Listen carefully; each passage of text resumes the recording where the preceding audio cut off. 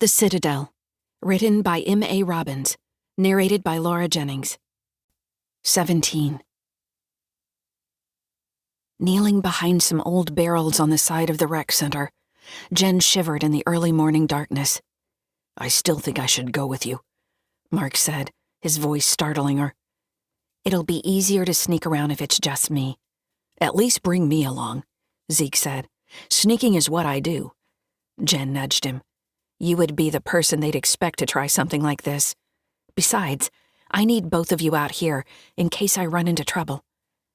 A truck rumbled in the near distance. Jen's pulse picked up. The truck drew closer. Will Grant risk himself to help out? The sigh of hydraulics and the squeak of brakes signaled it had stopped out front. A door opened and closed. Jen gave Mark and Zeke a thumbs up and dashed around the side of the building. The truck blocked her from the road, and the back of it faced her. Good job, Grant. She pulled the door up and rolled into the back, pulling the handle down behind her. She turned on her flashlight. Surrounded by crates and boxes, she stumbled as the truck started moving with a jerk. Have to find somewhere to hide. She squeezed between two pallets and ducked behind a third. She'd had an idea of jumping into a box and letting the soldiers carry her off, but all the damn boxes were secure and the crates nailed shut. The truck slowed, then stopped. Voices came from outside. Grant's was one, but she couldn't make out the words. The truck moved forward, continued for a couple of minutes, then turned and backed up, the warning beeps loud enough for her to hear them clearly. With the squeal of brakes, it stopped and the engine went silent. A door opened and closed. Seconds later, another truck started and pulled out, its engine noise dimming in the distance. The door rolled up, spilling light into the back. Jen pushed back behind a pallet. "What have we got today?" a deep voice asked. A woman's voice answered. "Same old shit, I'll bet. Steak and wine for the colonel and his civilian, and canned spaghetti for us." Deep voice laughed. "Butler says we're the elite troops, but we get fed worse than the others going to the chow hall." Someone jumped onto the back, and a banging came from that direction. Jen peeked out. A burly soldier had jammed a crowbar beneath a crate's lid and was trying to pry it up. "Give me a hand, Jonesy," he said. A buffed-up female soldier with short black hair joined him. 1, 2, 3. They pushed, and with a ripping sound, the crate lid rose on one side. Jonesy reached a hand in. "Holy shit, if this is what I think it is." She pulled on something, then removed her hand. It held a can of beer. "Are you kidding?" Deep voice said. "That must have been a mistake." Jonesy popped the top and down to swallow. Deep voice pulled another can from the crate. "This damn thing is full of them." Jonesy swallowed and smacked her lips. "Are you thinking what I'm thinking?" Deep voice tilted his head. "No, what?" She swatted him on the shoulder. "Sometimes I wonder just how dumb you can get." He shrugged. "If this crate goes to the food stores, the supply clowns will drink it all." "So what do we do?" Deep voice asked. Jonesy rolled her eyes. "We grab a case for ourselves and go rat-hole it right now." Deep voice smiled. "Good idea." He reached in and hauled out a case. Jonesy grabbed another one. "One for you and one for me." She slapped Deep voice's hand as he went to get a third. "No more," she said. "They won't report a couple missing, but might if we take too many." The back of the truck shuddered. Jen peeked out. Deep voice and Jonesy stood on the dock. Deep voice picked up both cases and put one on each shoulder. "You stay here and I'll go hide them." "Like hell," Jonesy said. "I'm going with you. I want to know where mine is." "But what if someone comes by and sees us gone?" Jonesy strode to a door, punched numbers in a keypad and held it open. "Then we better be quick about it." "I need to get through that door." Deep voice stepped through and Jonesy followed him, releasing the door. Jen dashed out of the truck into the door. She reached out as it closed and caught the handle before the door clicked shut. She puffed her cheeks and let out a breath. Close. Sticking her head into the hallway, she looked right, peering down a long corridor that ended in a door with a meshed window. Jonesy had just walked through the doorway. Down the other direction, 2 doors stood on the right side of the hallway. No sign of anyone there. Those doors probably lead to the front of the building. Not what I'm looking for. She stepped into the hallway, eased the door closed with a click, and padded to the meshed doorway, where she peeked through the window at a stairway. Voices came from above and were getting closer. She slipped beneath the bottom stairs and held her breath, while footsteps scuffed above her. The door to the hallway opened and Jonesy said, "See? Told you it'd only take a minute." After the door closed, Jen crept to the window. Deep Voice and Jonesy disappeared through the doorway to the loading dock. Stepping softly, Jen climbed the first flight of stairs and then the second, where a door marked with the number 2 stood at the landing. She peeked through the mesh window and ducked back down. Soldiers walked up and down the hall, some with papers in their hands and others fully armed. She climbed to the 3rd floor. Fewer soldiers there, but still too risky to try. Damn it. The 4th floor had multiple doors along the hallway on either side, but no soldiers in sight. Jen grasped the door handle and turned it. A soldier walked out of an office that stood 5 feet in front of her and headed the opposite way down the hall. Jen released the handle and ducked. Pulse pounding in her ears. She peeked through the window. The soldier disappeared out the door at the other end of the hall. She got a flash of another stairway before the door closed. Clasping her hand to her chest, she willed her heart to slow down. She looked down to see she'd gripped her axe's handle involuntarily. She snuck up the stairs to the 5th floor, where a metal door with no windows greeted her. A keypad lay on the wall to the side.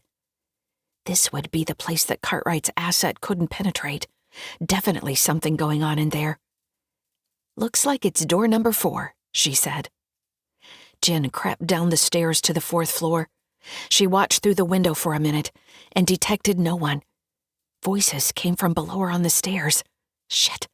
Cracking the door open, she slipped inside the hallway. The top of a head appeared down the stairs. Mouth dry, she ducked and hurried to the first office, but the knob wouldn't turn. Damn it. She rushed to the next door across the hall, and it, too, was locked. Voices from the stairs grew louder, and Jen's mouth went dry. The 3rd door opened easily, and she ducked into the darkened room, closing the door behind her with a clunk that sounded like a gunshot. Her breath came in shallow gasps as she waited in the dark. The voices approached and stopped in front of the door. A drop of sweat ran down her cheek. "Don't come in here. Don't come in here." "Colonel Butler wants that report by the end of the day," a man's voice with the hint of a Boston accent said. Another voice grunted, and a door across the hall squeaked. Yeah, I know the drill." The door closed, and one set of footsteps echoed down the hall. Another door opened and closed. And then there was silence. Jen fumbled along the wall and flipped a switch. The sudden light blinded her, and she squinted. When her eyes adjusted, she took inventory of the room. Shelves laden with cleaning supplies lined one wall. A mop and bucket stood next to a sink, and several sizes of brooms lay stacked in a corner. Her mind searched for a way to the 5th floor. A pair of janitor overalls hung from a hook. I could dress as a janitor and fake my way in. She scoffed. Stupid, how would I get past a keypad? A clock on the wall showed she'd already been inside for almost 20 minutes. Mark and Zeke would be wondering what she'd found. Maybe I should just find a way out and get to Atlanta. Rubbing her shoulder, she tipped her head back to stretch her neck muscles, and her attention settled on a large ventilation grate on the wall. Bingo. 18. The step stool squeaked and tilted to one side as Jen balanced herself on the top step. She caught her breath and put a hand against the wall to steady herself. Don't tell me after all this, I'm going to get taken out by a shitty piece of janitorial equipment. She pulled the screwdriver she'd found in a toolbox from her pocket and removed the 4 screws holding the cover on. Holding the screwdriver between her teeth, she used both hands to pry the cover off the wall. A dusty breeze hit her in the face, and she turned her head to sneeze. Her flashlight beam showed dust bunnies as big as rats in the shaft. "Great thought, Jen. Thanks." The shaft went left and right. To the left, there were other openings farther down until the light could reach no more. To the right, it went several feet until it met a vertical shaft. Jen laid the flashlight in the vent and tried to jiggle the vent. 3 feet by 3 feet, it was made of thick metal and didn't move. Satisfied, she clicked the flashlight off, stuck it in her belt, and climbed down the ladder. A door opened and closed nearby. Jen readied her axe and stood to the side of the door. Footsteps clicked on the tile past her door. Another door opened and closed, and there was silence. She considered locking the door, but it might draw suspicion. She had to find a way to avoid alarm while she was in the vent. Her eyes roved over the contents of the room and settled on a plastic placard leaning against the mop bucket. It said, "Caution, wet floor." She smiled. 2 minutes later, she taped a piece of paper underneath the vent opening that said, "Vent repairs in progress by order of Colonel Butler." Butler had the soldiers so cowed they wouldn't dare to question him on it. She secured her axe on her back. If she was going to be sliding around on her stomach, she didn't want that thing scratching the vent and bringing unwanted attention. She climbed the ladder and pulled herself into the vent, sliding to the right. Once she was fully in, she took out her flashlight and shined it toward the vertical shaft. It only took a minute to reach it. She pointed the beam down and saw where it split off into the next 2 floors below her. She rolled onto her back to look up and regretted it when the axe dug into her back. Shit, no good place for that thing. Gritting her teeth, she pointed the light upward. The opening for the next floor lay 12 feet away. Jen slid her upper body into the shaft and grabbed onto a 2-inch outcropping where 2 sections of vents were fastened together. Not going to be easy. She pulled her upper body up while sliding her lower extremities farther out. Her fingers burned with the effort. Worse still, they became slick with sweat. Raising herself again, she grasped the next outcropping with one hand, then repeated the process. Only her feet remained in the horizontal vent. She strained to pull them out. They slid slowly and stopped. Her breath came in short gasps. 1, 2, 3, pull. Her feet slipped out and banged the side of the shaft. Jen's slick fingers lost their grip and she fell, feet first down the shaft, her hands desperately clutching for something, anything to hold on to. She spread her legs, her feet hit an outcropping, and she stopped with a bang that echoed through the vents. She thrust her arms up and grabbed an outcropping above her. Jen's head drooped forward and sweat ran down her face. Too close to quit. Come on, finish this shit. She wiped first one hand, then the other on her shirt, then reached for the next outcropping. Moving slowly, but methodically, she climbed her way back up to the horizontal vent she'd come from. She stopped and listened, but there was no shouting, no signs of pursuit. Gulping air, she continued upward, arriving at the 5th floor vent a few minutes later. She pulled herself inside and collapsed, her heart racing and muscles burning. On her elbows and knees, she inched toward the first vent opening and stopped at the grate. Bile spilled into the back of her throat. The smell, the graveyard smell. It was dark as pitch, but Jen sensed something moving just beneath the vent, and she leaned back from the grate. They're keeping zombies up here? For what? Another movement came from across the room, along with the clinking of chains.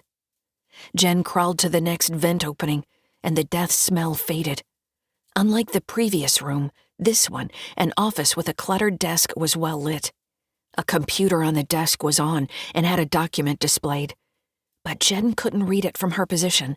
Several stocked bookshelves ran along one wall. Voices came from farther down the vent. She crawled closer to it and froze when Butler said, "You better have made progress." She slid up to the vent opening. The room was a cross between a lab and a surgery. Computers, beakers, and other instruments lined counters against the walls, while an operating table stood in the middle of the room. Strapped to that table lay a soldier, the top of his skull removed, and wires running to some type of probes inserted into his brain. His eyes were open, but he showed no signs of life. Jen squinted to get a good look. Yellow eyes. The wires ran to a machine on the counter, and Morgan stood next to it, adjusting a slider. Butler towered next to him, his hands on his hips. "We're out of time, Doctor. My superiors are asking too many questions." Dr. Morgan didn't reply and continued working the controls. Butler's face reddened. "Doctor!" he yelled. Morgan looked up at Butler and blinked as if coming out of a dream. "What is it, Colonel?" Butler clenched his fists but answered calmly. "I need to know when you expect a successful test." Morgan removed his small, round wire-framed glasses and blew on them before replacing them. "Science doesn't run on timelines, Colonel."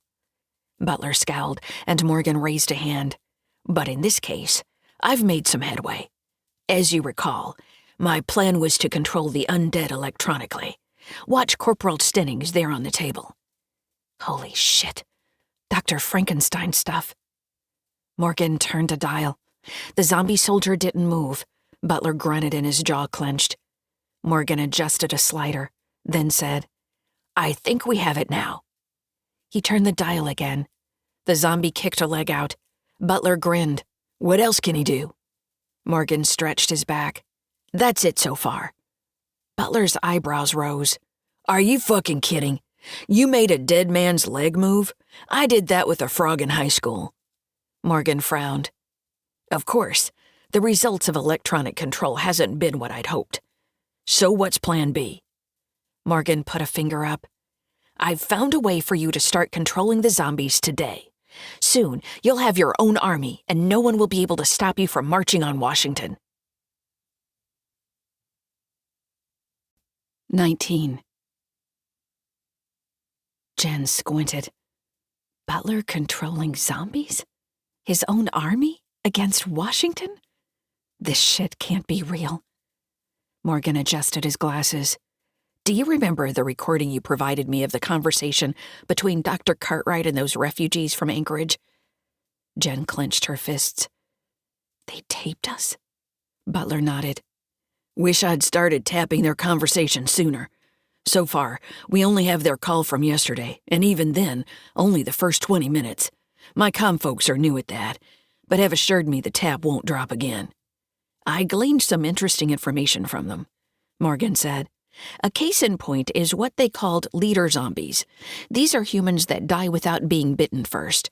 When they're reanimated, they have the ability to communicate with and control zombies who were created from being bitten, which are called drones."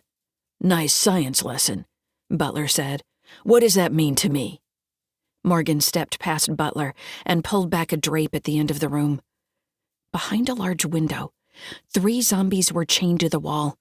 They strained uselessly to attack Morgan, their yellow eyes gleaming. "Another demonstration," Morgan said. "I trust you recognize the zombie in the middle." The zombie he pointed to wore military BDUs with several bullet holes in the chest. Jen couldn't make out his name tape because of a bloodstain. Butler sauntered over to the window. "Captain Beale, you're looking a little worn." He chuckled at his own joke. "Observe."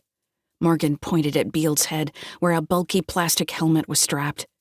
Morgan picked up a microphone and turned it on. "Captain Beale." Beale went apeshit, flinging himself against his chains. "Captain Beale," Morgan repeated. "Sit on the floor." The zombie captain continued to flail against his restraints. Morgan took a small device from his pocket. Black, with a red button, it fit snugly in his hand. He pressed the button. Captain Beale's back arched and his arms flung out. Fingers splayed. A mournful moan came from deep in his chest. Morgan released the button, and Beale came out of his convulsions. Morgan spoke into the mic. "Captain Beale, sit on the floor." Chains rattling. The zombie captain lowered himself to the floor. No freaking way. The other 2 zombies, both with various chunks of flesh missing from their bodies, continued to lunge at the windows. Butler clapped Morgan on the shoulder. "Now you're talking. Screw the fancy wires and shit. Discipline has always worked for me." He frowned. How many of those helmets do you have, and how do we control them from a distance? We'd need a couple million of them." Morgan's face broke into a Cheshire grin. "We only have the one helmet at this time, but more can be manufactured within the week." "One?" Butler yelled. "How many can we have within a week?" 30 to 50. "What the fuck, Morgan? How the hell does that help me now?" Morgan pushed his glasses up. "These helmets are fairly complex. It has a speaker, GPS tracker, and the circuitry to send a powerful localized EMP pulse into the zombie's brain." Butler stepped nose to nose with Morgan. "I don't want a fucking science lesson. I want results, and I want them now." Morgan calmly stared back at Butler. "If you'll step aside, I'll demonstrate." Butler backed away, his face a bright crimson. "I've got a feeling I'm not going to like this." "As I reported," Morgan said, "the EMP signal is what causes the zombie to feel pain. In fact, it's the only thing I've found that will do so. And the beauty of it is that it has to be powerful and concentrated, so the Pentagon can't just set up a huge EMP pulse to stop your army. Results, Doctor, now." Morgan sighed. "Observe. Remember, Captain Beale is a leader." He spoke into the microphone. "Captain Beale, tell your two zombie friends to sit." Beale sat still, his yellow eyes searching the floor in front of him. Morgan held up the torture device. "Captain Beale, do as I ask or I'll use this again." Beale's gaze rose and focused on Morgan.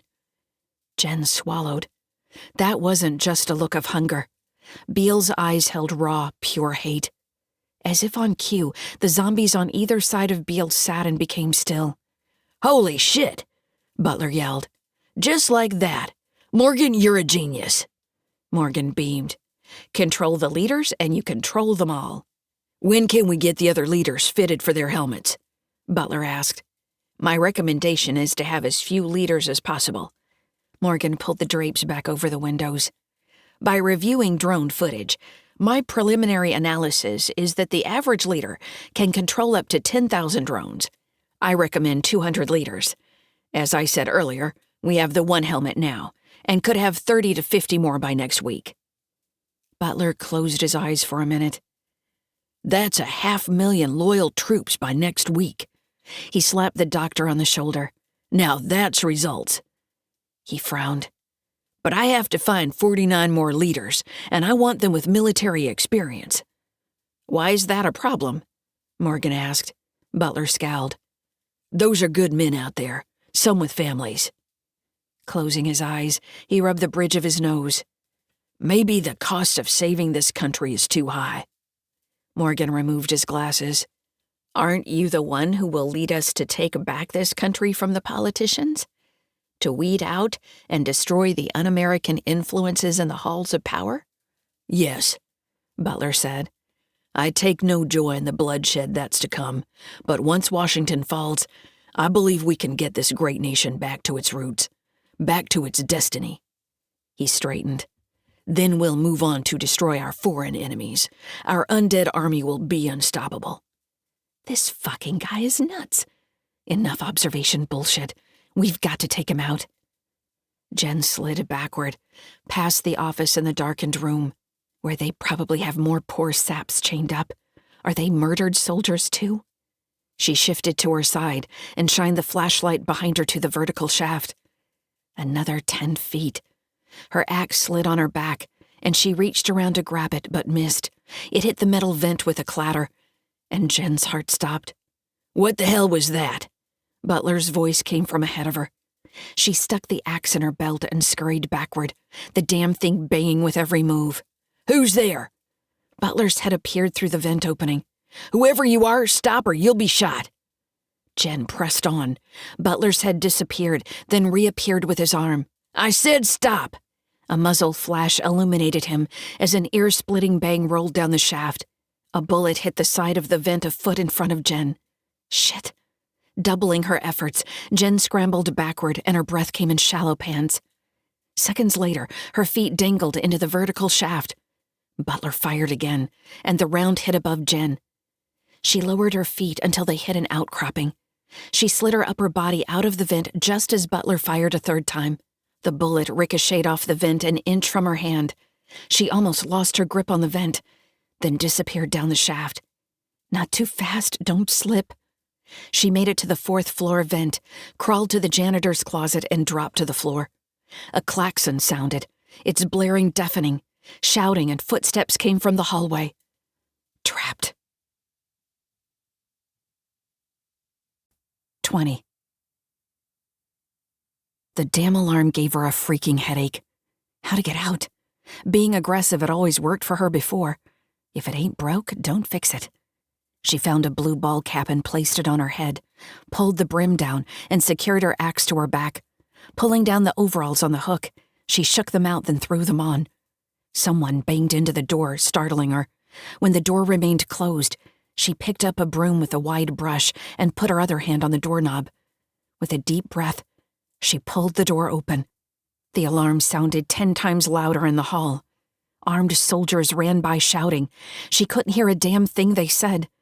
Backing into the room, she hesitated. It looked more suspicious if anyone saw her trying to hide. So she stepped out into the hallway and ran to the stairway door. Look like you belong here. A soldier had pushed the stairway door open and looked back at her. He held it and waved her through. She ran down the steps to the next floor. When no one stopped her, she kept going. Maybe she could get to the dock undetected and hide in the back of an empty truck. Get out the same way I got in. She hit the 1st floor in a dead run and went to push the hallway door. When it opened, and she stood face to face with Sergeant Howell. They stared at each other for a moment. Then he grabbed her arm. Come with me. Jen pulled her arm back and scrambled to pull her pistol, but the damn thing was under the overalls.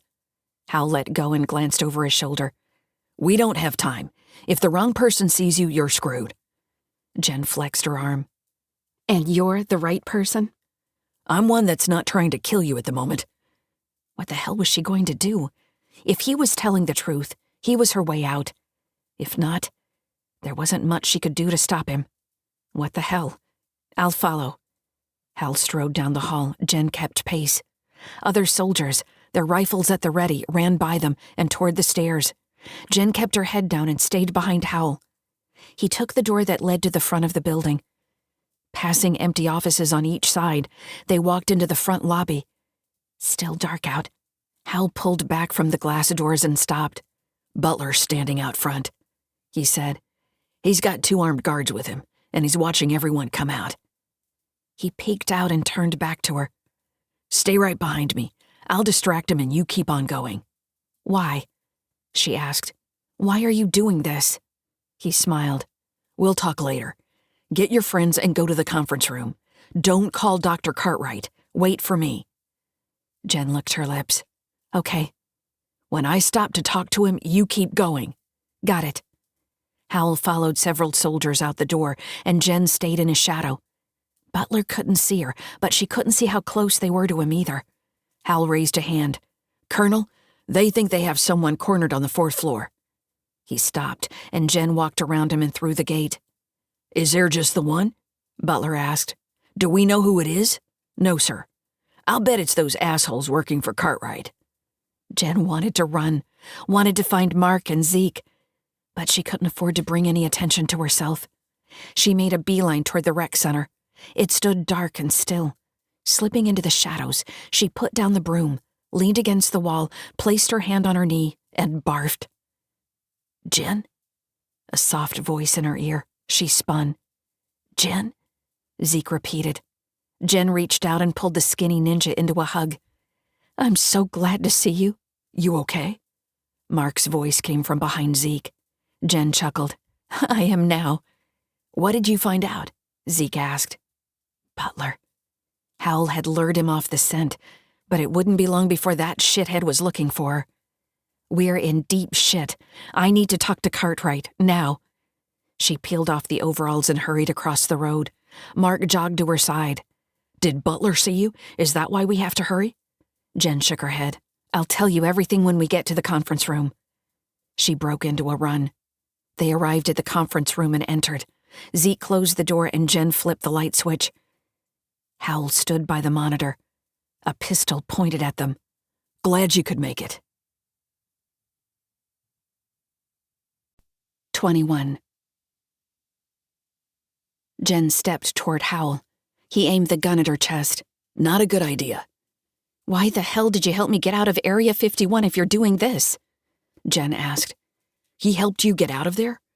Mark leaned forward on the balls of his feet, his hands clenched into fists. Hal swung the barrel towards him. Why don't you all have a seat on that side of the table while I explain? Jen hesitated.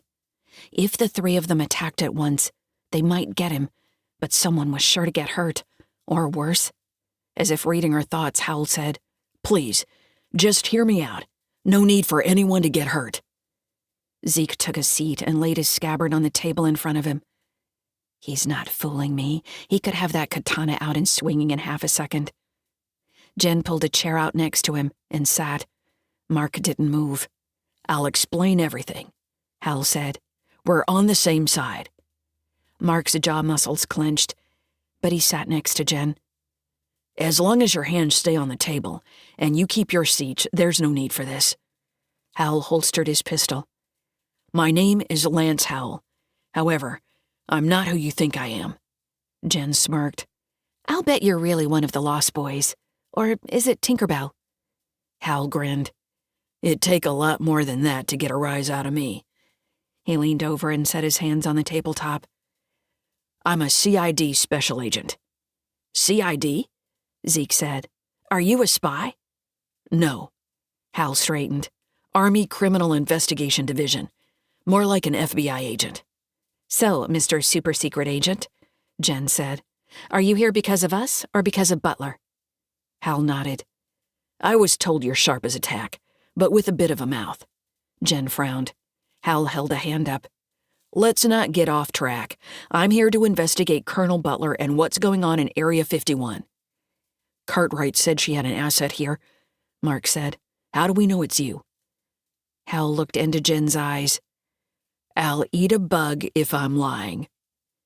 Jen glanced at Mark and Zeke. They looked back at her with raised eyebrows. Dr. Cartwright told me to tell you that, Hal said. Jen leaned back in her seat and let out a loud breath. I believe you. Mark visibly relaxed. I agree. And you? Hal looked at Zeke. I'm cool if they are, Zeke said. Hal nodded. Let's call Dr. Cartwright and brief her. Then we need to get you to your plane. Zeke pressed the console button on the conference table. The monitor screen remained dark. What's up with this? Zeke pressed it again. Let me, Hal said. He pressed it. Nothing. Zeke turned the controller over and checked the wiring. Looks good here. Is the monitor plugged in? Hal looked behind the monitor. Shit. He turned it around. All the wires had been yanked from the back. He picked up a phone on the table and put it to his ear. Dead. Someone didn't want us using this again. Doesn't matter, Jen said. Butler's got the thing bugged. He said they started listening in on our last call with Dr. Cartwright. What? Mark said. Something bumped into the wall by the door. Zeke jumped up and positioned himself beside the door, drawing his katana. Mark put a finger to his lips and pulled his pistol. No more bumps on the wall, but stealthy footsteps instead. Jen moved to the window and peeked through the blinds. Trucks with flashing red and blue lights were parked at the curb. Several shadowy figures ran toward the window. Cops out here. Hal reached under the conference table and stood up with a shotgun. He holstered his pistol and jacked a shell into the shotgun's chamber. We're gonna have to fight our way out of here. Damn, Jen said. Got any more shit stashed around here? Hal shrugged. Planted it there before you came in, just in case. Zeke looked back at Mark and whispered, I don't want to kill humans, especially soldiers. A lump settled in Jen's gut. I'm with Zeke, but it's either we go all out or get captured and let Butler turn us into his undead shock troops. We'll kill a lot more people then. He's turning people into zombies? Howell asked. Jen nodded. You know Captain Beale? Beale went missing on patrol. Howard's face hardened. We kill a few MPs, or kill thousands or millions of civilians because we didn't get the information to Dr. Cartwright. It sucks, but I know what I'm going to do. Mark chewed his lower lip. This is hitting him where he lives. Killing innocents. Mark nodded slowly. So we escape from here, then what? I've got a blue crew cab truck parked by the chow hall's outside exit. Keys are in it and the tank's full. When we get out of this room, go right and get your asses to the chow hall. You leave your keys in your truck? Zeke asked. Hal nodded. By Colonel Butler's order. Keys are left in all vehicles on base in case there's an attack, and the vehicle is needed. Are you coming with us? Jen asked. I've still got a job to do here, Hal said. I need to relay your information to Dr. Cartwright, and keep an eye on Morgan. He licked his lips. As long as none of these MPs survive, my cover's intact. How can you watch Morgan when he's locked up on the 5th floor? Zeke asked. Hal shrugged. He's either there or at his residence across from the base chapel. I bugged it. He hasn't said shit yet, but he'll slip up. It's only a matter of time. Jen drew her Beretta. I think we're out of time. A drop of sweat rolled down her cheek. How do we get this party going? Something banged against the door twice. This is the military police. By order of Colonel Butler, base commander, all civilians are to surrender to us and be placed in protective custody. Protective my ass. Jen opened her mouth to tell them so, but Hal shoved his hand over her mouth. Not the time for a smartass comment, he whispered. Jen nodded and he removed his hand. This is Sergeant Hal, Colonel Butler's adjutant. I have the suspects in custody and could use your help in walking them out. Hal nodded to Mark, who opened the deadbolt and stepped back. I've got their weapons secured, Hal said, raising the shotgun to his shoulder. Request your assistance in moving the prisoners. Jen knelt behind the conference table, propping her arms on it. She lined up the sights with the door, took a deep breath, then slowly exhaled. The door burst open. 22. Jen fired at the MP in the doorway. He fell to the hallway floor, clamping his hands on his neck, blood spurting between his fingers. 2 more MPs rushed through the doorway, and Hal's shotgun went off. One of them staggered backward with a shredded chest. The other aimed her pistol at Jen. Standing behind the door, Zeke stepped out and brought his katana down in an overhead swing, severing the MP's hands. The MP screamed and fell back into the hallway. Gunfire shattered the window behind Jen.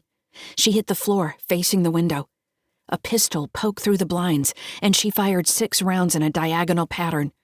An MP flopped into the room, bringing the blinds down with him. He looked dead, so Jen put a bullet in the back of his head. Yelling came from the hallway. The first 2 MPs to be shot had turned. Gunshots went wild, chipping wood from the doorway trim and shattering a ceiling light. Now, Jen said, while they're busy with their friends. She leaped onto the conference room table and jumped off the other side. Streaking out of the room, she went right. A zombie MP had already ripped the throat out of one of his buddies and pressed against the other. The human MP screamed for help. Jen ran past him. She reached a T intersection in the hall and took a left toward the chow hall. She glanced back just before she went around the corner. Hal was a few feet behind her, and Mark and Zeke had just passed the MPs. The screaming MP had gone silent as his buddy chowed down on his shoulder. Jen and Hal burst into the chow hall at the same time. Half the tables were occupied, with most of the soldiers on their feet and watching the doorway in alarm. All eyes swiveled to the newcomers. Hal stopped and held out his arm, causing Jen to halt. "What the hell are we waiting for?" she asked. She turned back to the hallway. Where the hell are Mark and Zeke? A sergeant at a table near the entrance stood. "Sergeant Hal, what's with the shotgun?" Other soldiers murmured. Mark rushed into the chow hall, his breathing heavy. "What are you waiting for? Go!" Zeke backed in through the doorway as his katana danced in front of him, keeping a zombie MP back. Jen yelled, "This way!" She took off for the exit, but a stout soldier stepped out in front of her. She aimed at his crotch and fired. The shot missed, but it was enough to make the soldier rethink his strategy as he dived out of the way. Jen hit the glass doors and pushed them open. Mark and Hal slipped out. "Where's the truck?" Mark asked. Hal pointed to the right. "There." The zombie MPs spilled into the chow hall, with Zeke still battling one of them. "You two go and get it started," Jen said. "I'll get Zeke." Jen sprinted for the ninja. "Zeke!" The zombies had split up and attacked diners. Zeke still sparred with the zombie MP with the shredded chest. The zombie stayed just out of range of the katana, looking for an opening. Jen aimed at the damn thing's head and pulled the trigger. It dropped to the floor with a hole just behind its temple. Zeke spun around. "That one was mine and Betty's." She pulled on his arm. "Come on, D'Artagnan, your carriage awaits." Soldiers attacked in the dining hall were beginning to turn as Jen and Zeke dashed through the crowd. Jen ran into the back of a zombie. When it lunged at her, its head burst in a spray of blood, brains, and bone. Hal stood at the door, smoke coming from the shotgun's barrel. A zombie soldier charged at him. "Hal!" Jen yelled. "Look out!" Hal brought up the shotgun just as the zombie leaped on him, driving him to the floor. He kept its snapping jaws from his face. Jen pulled her axe and swung, cleaving its head just above an ear. She pushed it to the side and gave Hal a hand up. "I owe you one," he said. A squad of armed soldiers burst into the chow hall and took down several zombies. "Get out of here," Hal said. "Call Cartwright," Jen said. "Tell her Butler plans to attack Washington." Hal waved her off. "Go!" Jen dashed to the idling truck a few yards outside the door. Zeke held the door open and she dove in. Zeke landed on her a second later. The vehicle took off, the force of it closing the door. Jen pushed on Zeke. "Want to give me some space?" Zeke took a seat and helped Jen up. The truck sped toward the flight line. "Where are we going?" Jen asked. Mark glanced at her. "Our plane. We're getting the hell out of here." The sun peeked over the horizon, bathing the base in light and shadows. Mark drove the truck to the flight line and steered it toward the northeast end, where they'd left the plane. As they got closer, a dozen blue and red flashing lights showed up behind them. "Shit," Mark said. "We've got half the base chasing us." Jen pointed ahead. "Then there's the other half." Another 8 sets of lights approached them from ahead. "Where the hell do we go?" Mark asked. "Ram the front gate," Zeke said. Mark turned the wheel and the truck careened across the runway. "We'll never make it that far." "What about the opening in the unfinished wall?" Jen said. "But aren't there fences there to keep zombies out?" Mark asked. "You got a better idea?" Sirens blared from behind them. Jen looked back. 2 pickup trucks and a Humvee raced after them. The Humvee had a gunner. "They've got a machine gun on that Humvee." Mark glanced in the mirror. "M60. It could be a lot worse. Could be a .50 caliber." "Right," Jen said. "So I die from a big bullet up my ass instead of a huge bullet up my ass. Sounds like a deal." They hit the grass on the other side of the runway and bounced toward the wall opening. The construction crews still had lights on the wall and their equipment in action. Jen checked their pursuers. Not falling back, but not getting closer. Mark jerked the steering wheel to weave between a front-end loader and a dump truck. He pulled it back to avoid a group of workers, then straightened it out. "They won't shoot with all these construction workers around." He pointed through the windshield. "Look at the fence. See the opening for the first fence on the far left? We go in there, hang a right, and the second fence's opening is about 75% of the way across. It's like a maze." "I'll trust you," Jen said. "But I say we just ram through it." The truck rattled over the uneven ground. "Here we go." Mark hit the brakes and slowed to a crawl, then made a hard right turn. The engine roared as he accelerated, then slowed and made a left before speeding up again. The M60 on the Humvee opened up. "Hold on," Mark said. "One more to go." Bullets sang as they passed over the truck. Mark slammed on the brakes for the last opening and took the turn, ripping the passenger's side view mirror off on the gate. The back window shattered and he floored the accelerator, breaking out into clear flat land. Jen and Zeke bumped fists. "We made it," Zeke said. "Don't celebrate yet," Jen said. "We escaped Butler only to end up in a zombie war zone." 23. The truck bounced over the uneven ground. Mark could barely keep the wheel straight. He steered for a road several yards away, where the truck jumped the curb and the ride smoothed out. "Damn," Jen said. "My ass is going to hurt for the next week." Mark steered around an abandoned vehicle. "So what the hell did you find out? What's Butler up to that's so dangerous?" "I'm not sure you'll believe me." Zeke settled back into the seat. "I'd believe you if you told me Butler was going to raise Godzilla from the sea." Snickering, Jen said. "Thanks, but it's not that far off." Zeke straightened. "Just tell us," Mark said. After all we've been through and the crazy shit we've seen, I'm not sure more crazy shit wouldn't make sense. Morgan has been experimenting on zombies. Jen cleared her throat. Butler wants to build himself an undead army that he commands to march on Washington, D.C., and take over the government. Mark raised an eyebrow. Based on the way you've acted since you found that out, I'm guessing you think that's possible. I saw it with my own eyes. They tapped our last conversation with Cartwright and heard our observations about the leaders. The plan is to control the leaders, which allows them to control the drones. Zeke sat up. I saw a movie like that. They put collars on them and made them do stuff. They have a helmet, Jen said. It's like a bike helmet. They put it on the leader, and they hit a remote control button that hurts the zombie. I've never seen one cringe before. A zombie in pain? Mark asked. How? Morgan said the helmet emits localized EMP waves or something like that, Jen said. But the bottom line is, he can get the leader to do what he wants, and he says the leader can control 10,000 drones. Mark whistled. We need to find a way to call Cartwright. Jen frowned. A dozen zombies stumbled around at the intersection ahead. Beyond it lay a subdivision. We're the only ones who can prevent Butler's plans. It'll be too late for anyone else to act. Mark swerved around two zombies. Another ran at the truck and bounced off the bumper. I still think we should try to get word to Cartwright. Why not do both? Zeke said. Contact her, then go kick Butler's ass. I'm up for that. What do you say? Mark asked. Jen shrugged. Okay. We try one place to see if we can call out. But it's got to be somewhere we can hide for now. Tonight, we go after Butler, no matter if we've contacted Cartwright or not. Okay, Mark said. We want to find a place that's likely to have a generator, and some other form of communication, like a radio. Zeke held up a walkie-talkie. Here's a radio. Need a stronger one than that to reach Atlanta, Jen said. They'd arrived at Route 902, and Mark stopped at the intersection. Which direction? A sign ahead told them to go left for Spokane and right for Medical Lake. Mark jabbed a finger at the sign. There's a good place, a hospital.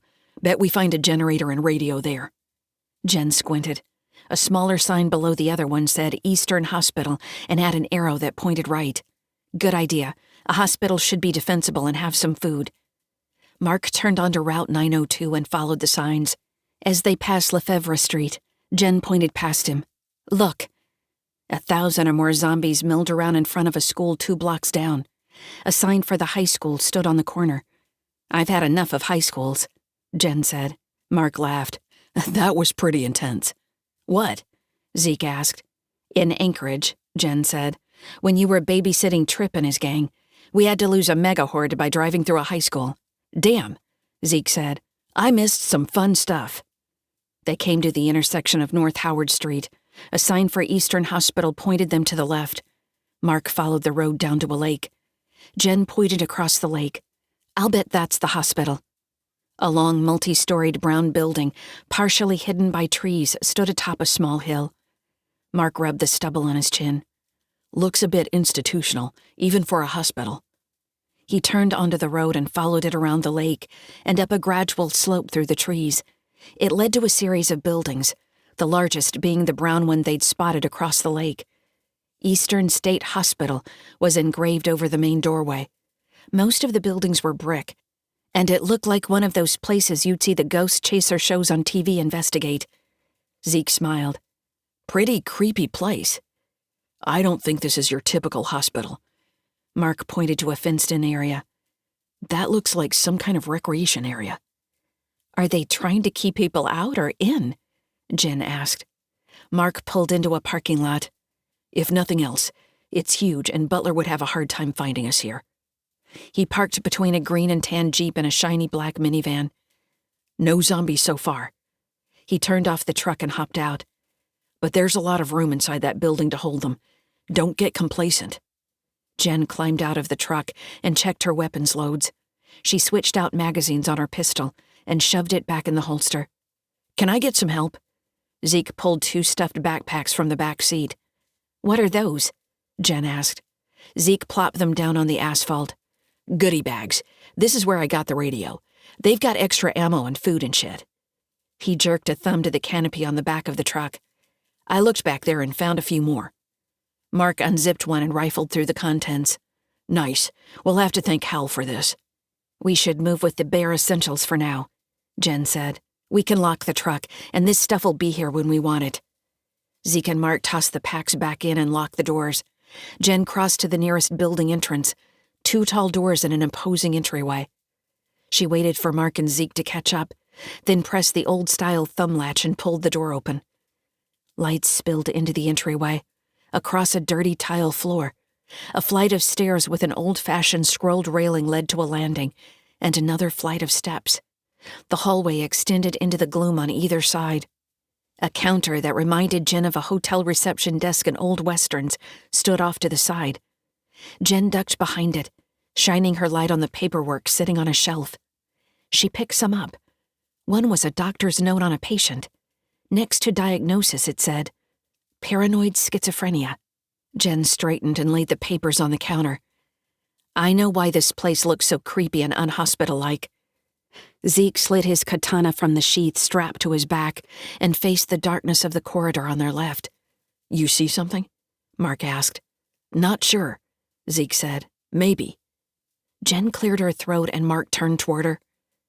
This is a mental hospital, she said. Zeke put a hand up. Listen. Jen strained to hear anything from the hallways, the stairs. She shook her head. Don't hear anything in here. Zeke raced to the door. Not in here. Out there. Jen and Mark joined him at the door. The unmistakable thup-thup of helicopter rotors came closer. Jen pulled the door closed, plunging the lobby into darkness. Each of them turned on a flashlight. Think they're looking for us? She asked. Mark grunted. I never heard of them coming this way before, always to Spokane, and since we escaped heading south, I think it's a good bet they aren't just sightseeing. The muffled sound of the rotors got louder. Are they going to land here? Jen cracked the door open. The helicopter hovered above a small building a couple 100 yards away. Why would they think we're here? Are they checking out the whole town? The helicopter rose and flew over them toward the lake and the town. Jen opened both doors and set the doorstop. At least this will give us a little light in here. Let's check this place out. Medical or mental hospital. They could both have a generator and maybe a radio. She pulled out her axe. I'll take lead. I've got rear. Zeke took a couple of practice swings with his katana. Jen led them to the right, the lights from her beam and Mark's tracing across the walls and floor. The first door on their right stood open. Standing back from it, she shined her beam inside. Desks, chairs, and computers. Nothing looked disturbed. Moving on, they cleared all the first-floor rooms on that side of the building, ending up in a small break room with soda and snack machines. Jen plopped down on a chair. It'd take us a couple of days to clear this whole damn building. We don't have that kind of time. Mark bit his lip. Agreed. Although I don't like it, we'll have to take more of a risk. He shined his light on the snack machine. Potato chips. I could use a few of those. He swung the beam to the soda machine. And a cola. Even warm, it'd hit the spot. Zeke pointed to a high-energy drink. I down those things like water when I'm in an all-nighter RPG binge with my friends. RPG? Mark said. Is that like your FPS? Jen groaned. Let's get back to business. There's no power, so the machines won't work. I'm sure your axe could shatter the glass, Mark said. Then we can take what we want. Are you nuts? That racket would bring every zombie hiding in this wing. Mark smiled. Exactly. Flush them out at one time. Like you said, we don't have time to go door to door. Why didn't I think of that? Stand back. Jen stood in front of the snack machine and cocked the axe back. 1, 2, 3. She swung the blade, shattering the glass into big chunks that fell away. She repeated her actions on the soda machine.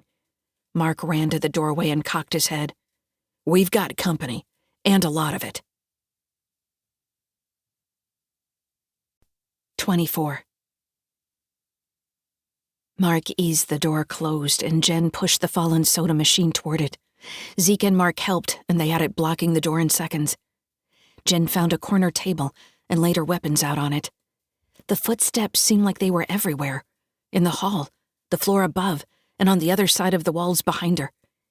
It was like the building was infested with big-ass mice. Zeke and Mark joined her in the corner. Mark knelt and had his rifle to his shoulder. Zeke took a defensive stance and had his katana ready to taste zombie blood. The stampede continued and gave no signs of stopping. Jen's watch told her it had been 10 minutes. Are they just running around in circles out there? One of them ran into the door every minute or so. It would rattle, and Jen would aim at it, but no effort was made to breach the room. The zombies had no idea they were there. 30 minutes passed, and Zeke and Mark sat down, deciding the risk of attack was low. Even at rest, though, they kept their weapons close and were ready to jump into action. Jen leaned against the wall, the vibrations helping her keep track of the zombies' tempo. It seemed to her it had slowed a bit. She stood, and Mark and Zeke looked at her. Mark with his trademark one eyebrow raised, and Zeke with his smirking, curious eyes. Jen crept to the window and peeked through the blinds. A number of the zombies had made it outside, where some continued to run as if they chased something, and others had slowed and wandered. She went back to the table. "It's slowing," she whispered. "It reminds me of when you disturb a wasp's nest. They'll go batshit for a while, then calm down." She leaned against the wall. The vibrations had died to where she could make out individual footsteps. She closed her eyes and concentrated. Another one dropped out. And another. 5 minutes later, one set of footsteps was all that remained. "It's pretty much done," she whispered. Mark kept his voice low. "That's all well and good, but how many are just standing around in the hallway, ready to sound the alarm?" Zeke stood. "With no window on the door, there's only one way to tell." Jen snuck to the window and scanned the road and parking lot. Damn. All the ones that were out here a while ago are gone. Mark joined her. "If your analogy of the wasp's nest is right, then they're all back in here." He sighed. "This building won't work. Too many." Jen raised the blinds and pointed across the road to a smaller one-story building. "How about that?" "Easier to clear and control," Mark said.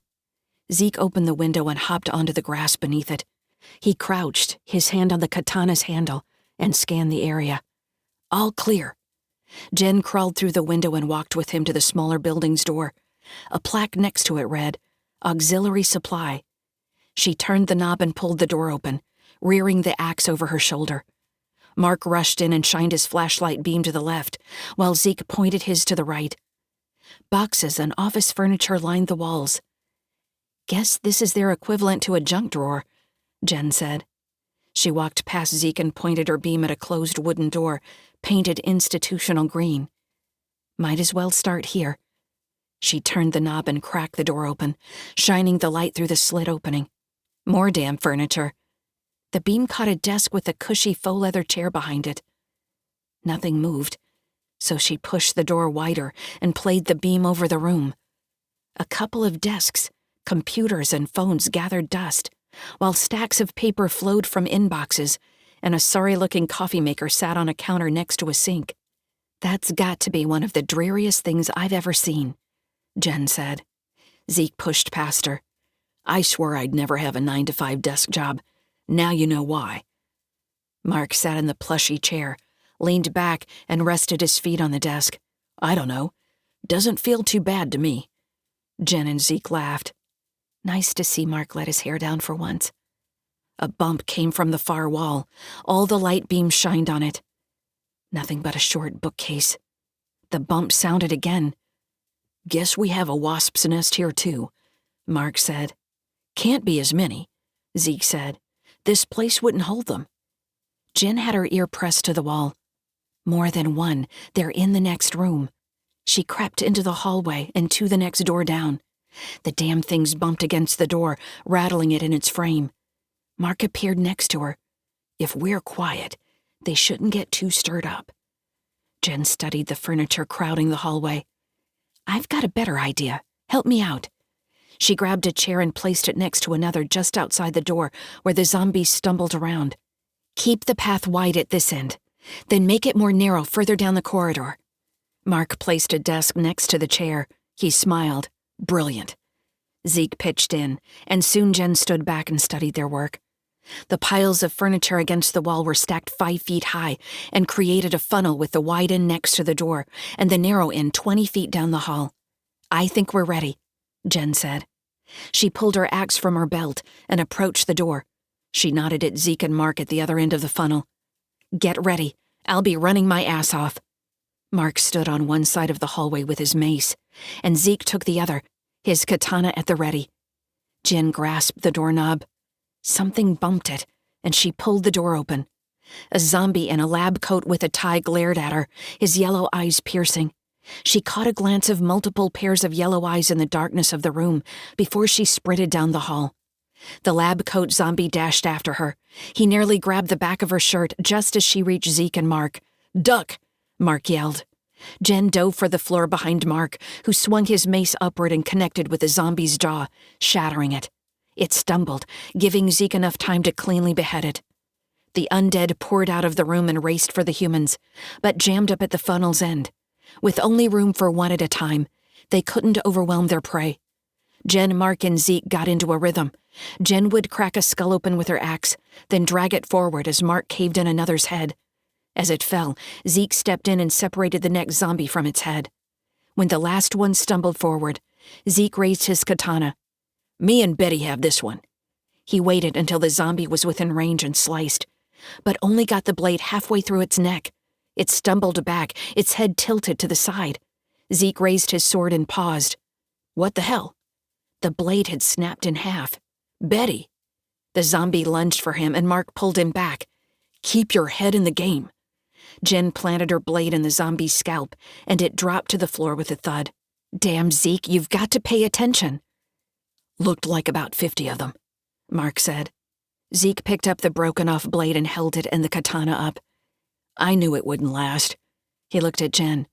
"It wasn't a real katana, you know." "No shit." Jen put her hand up. "Listen." Mark tilted his head, then smiled. "Nothing." "Let's check this place out." Jen stepped over a body and strode down the hall. 20 minutes later, they had cleared the building, finding only one more zombie, a janitor stuck in his closet.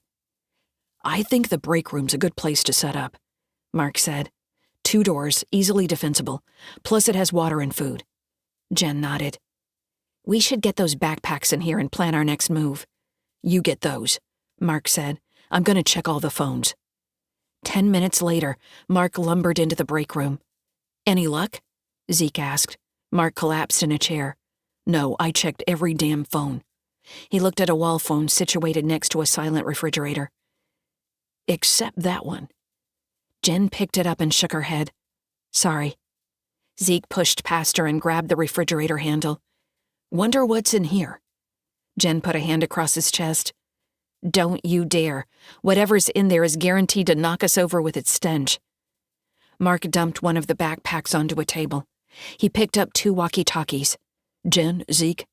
They walked over, and he tossed one to each of them. "Why do we need these?" Zeke asked. "I thought we were going to stick together." Mark emptied the other backpack and fished another radio out of the pile. "You never know if we'll get separated." He turned his radio on and adjusted the channel until voices came from the speaker. "Besides, we can listen in on Butler. Hotel 1 to Command 1, no sign of targets in Sector 12. Butler's voice came over the airwaves, the noise of a helicopter's interior in the background. "Roger, Hotel 1. Proceed to Sector 21. Roger. Command 1 to all units. This mission will continue until the targets are located and neutralized. If this has not been done by nightfall, we'll pick right back up in the morning." A series of Rogers followed. "Hotel 4 to Command 1. Request permission to deviate and recon for Zulus in the west." "Negative, Hotel 4. You have your orders."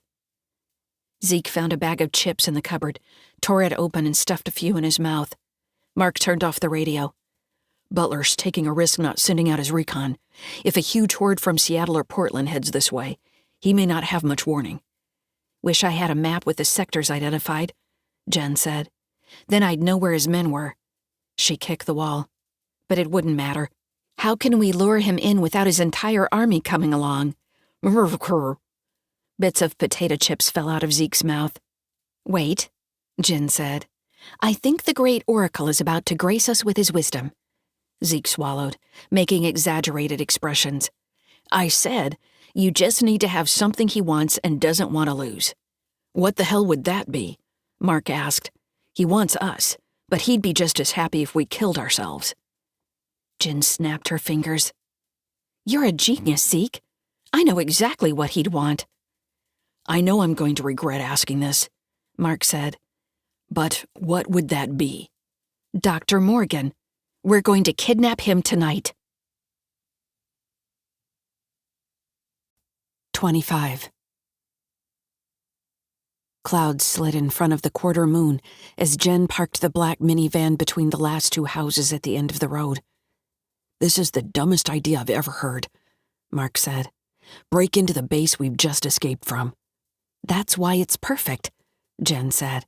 Who would expect someone to be dumb enough to try it? Zeke slid the side door open and jumped out.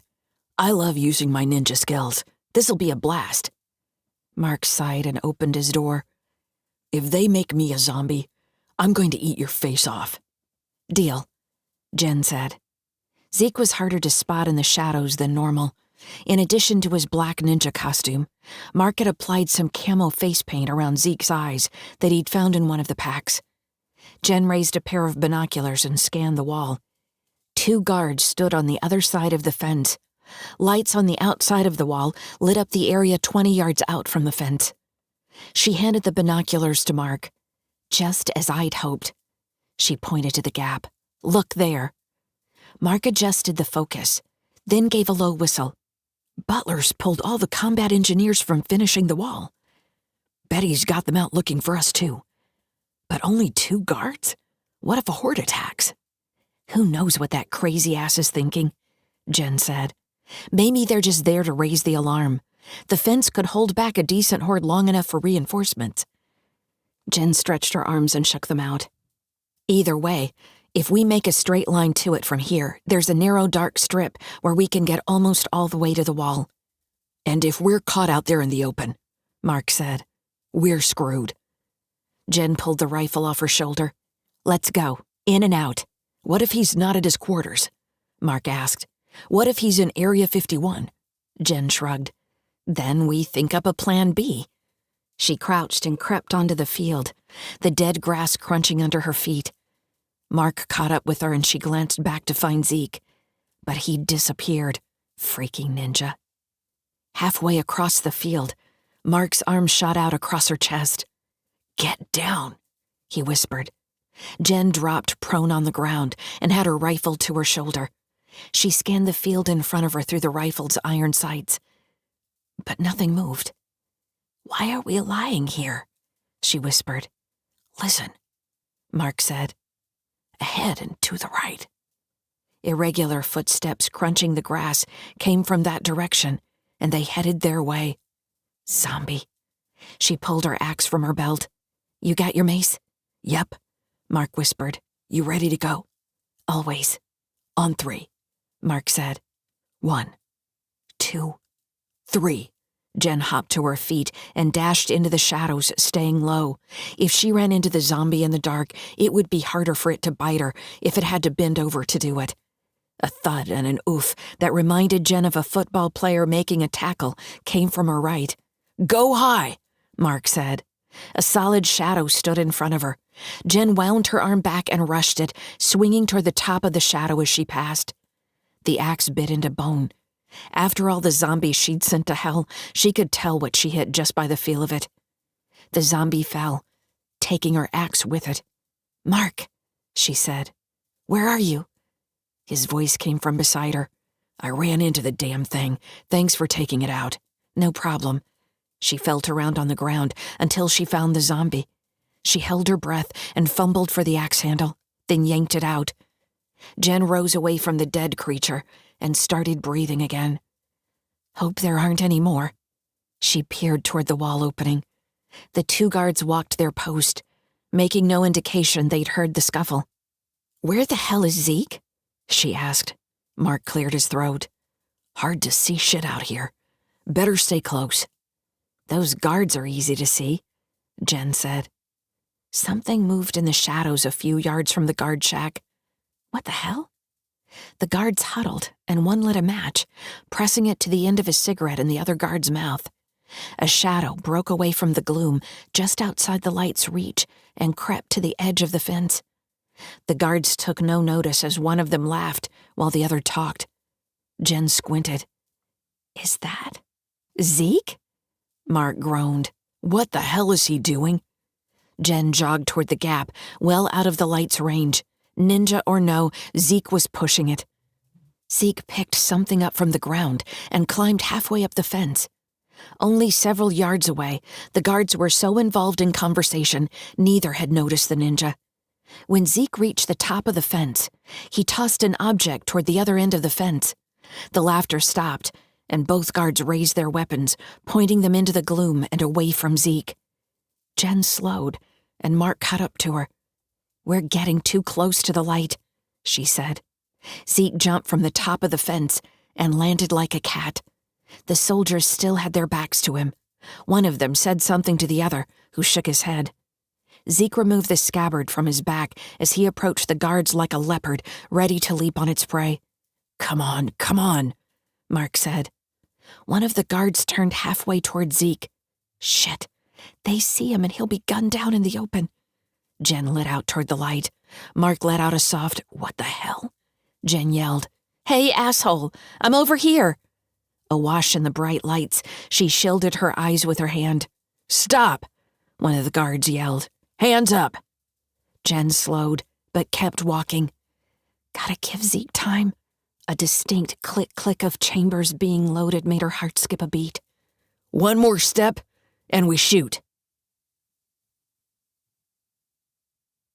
26. Jen threw her hands in the air and froze in place, her breath coming in shallow gasps.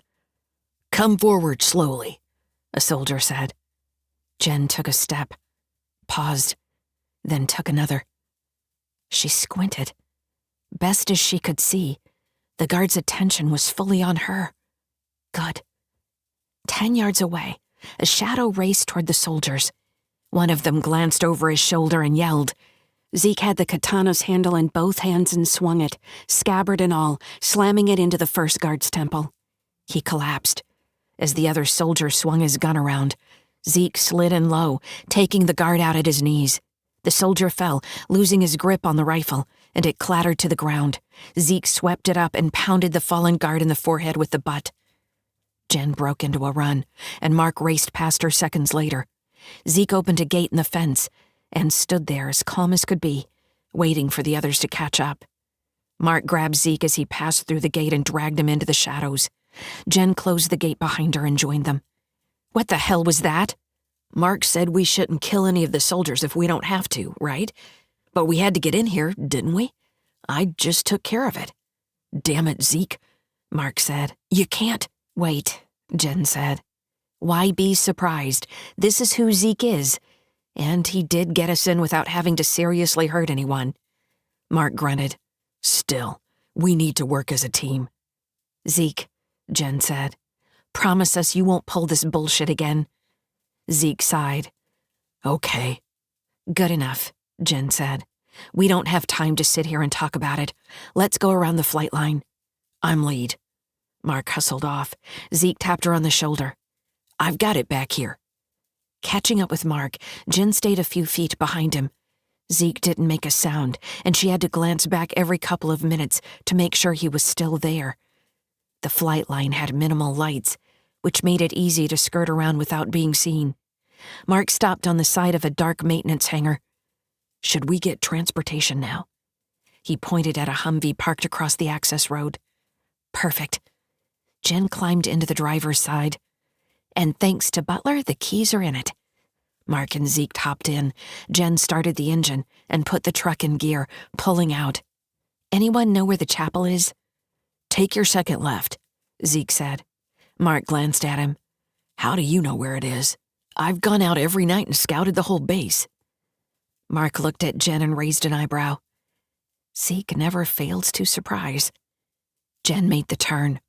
"Go 2 more blocks and take a right," Zeke said. "Morgan's place will be 2 blocks past that on the left." The truck turned onto a street with single-family houses. All were dark, except one up on the left. A single guard stood watch out front. "Were there any guards before?" Jen asked. "Just the one up front," Zeke answered. "We should come in from the rear, though, in case security's been increased." As they passed the front of the house, the guard raised a hand. Jen did the same. She drove a few more blocks, then turned off the road and approached the house from the rear, turning the truck around before stopping. "Just in case we need to get out of here quick." They gathered in the shadows of a tall hedge. "Zeke should go first," Mark said. "Just scouting, then report back." Zeke gave them a thumbs up, then padded off. He disappeared like a ghost between two trees. Jen pulled her pistol. "Hope I don't have to use this." "If you do, it means all hell's broken loose." Minutes passed, and all Jen heard were crickets chirping and her own shallow breathing. A shadow detached from a fence and crept their away. Jen raised the pistol. Probably Zeke, but just in case. The shadow disappeared 10 yards out. Mark cleared his throat. "Zeke," he said. "Answer now or I'll shoot." "It's me." Zeke's voice came from beside Jen, and she jumped back, nearly tripping. "Holy shit, you scared the piss out of me." "Sorry." "What's the scoop?" Mark asked. "Only the one guard," Zeke said. "House is completely dark inside, but the bathroom window on the first floor is unlocked. Doesn't move real smooth, but I can get it all the way up without making noise." "Damn, he's handy to have around." "First thing is to take out the guard," Mark said. "Then we go inside." "I've got a plan," Jen said. 10 minutes later, Jen pulled the Humvee to a stop in front of the house. She rolled down the window and the guard walked over. "Kinda cold out here," Jen said. "I'm heading in for some coffee. Can I bring you a cup?" Still a few yards away, the guard smiled. "Thanks, I appreciate." He squinted at her and drew his pistol. "Why are you wearing camo paint?" A beefy arm wrapped around the guard's neck, causing him to drop the gun. Mark kept the pressure on until the guard stopped struggling. He dragged the unconscious soldier into the bushes. Jen looked around. "Where's Zeke?" she whispered. "Right here." Zeke stood in the open doorway. "Let's go," he whispered. "Morgan's asleep. Guy snores like a freight train." Jen and Mark followed him inside and down a hallway. Snorting sounds came from behind the last door. Zeke wasn't kidding.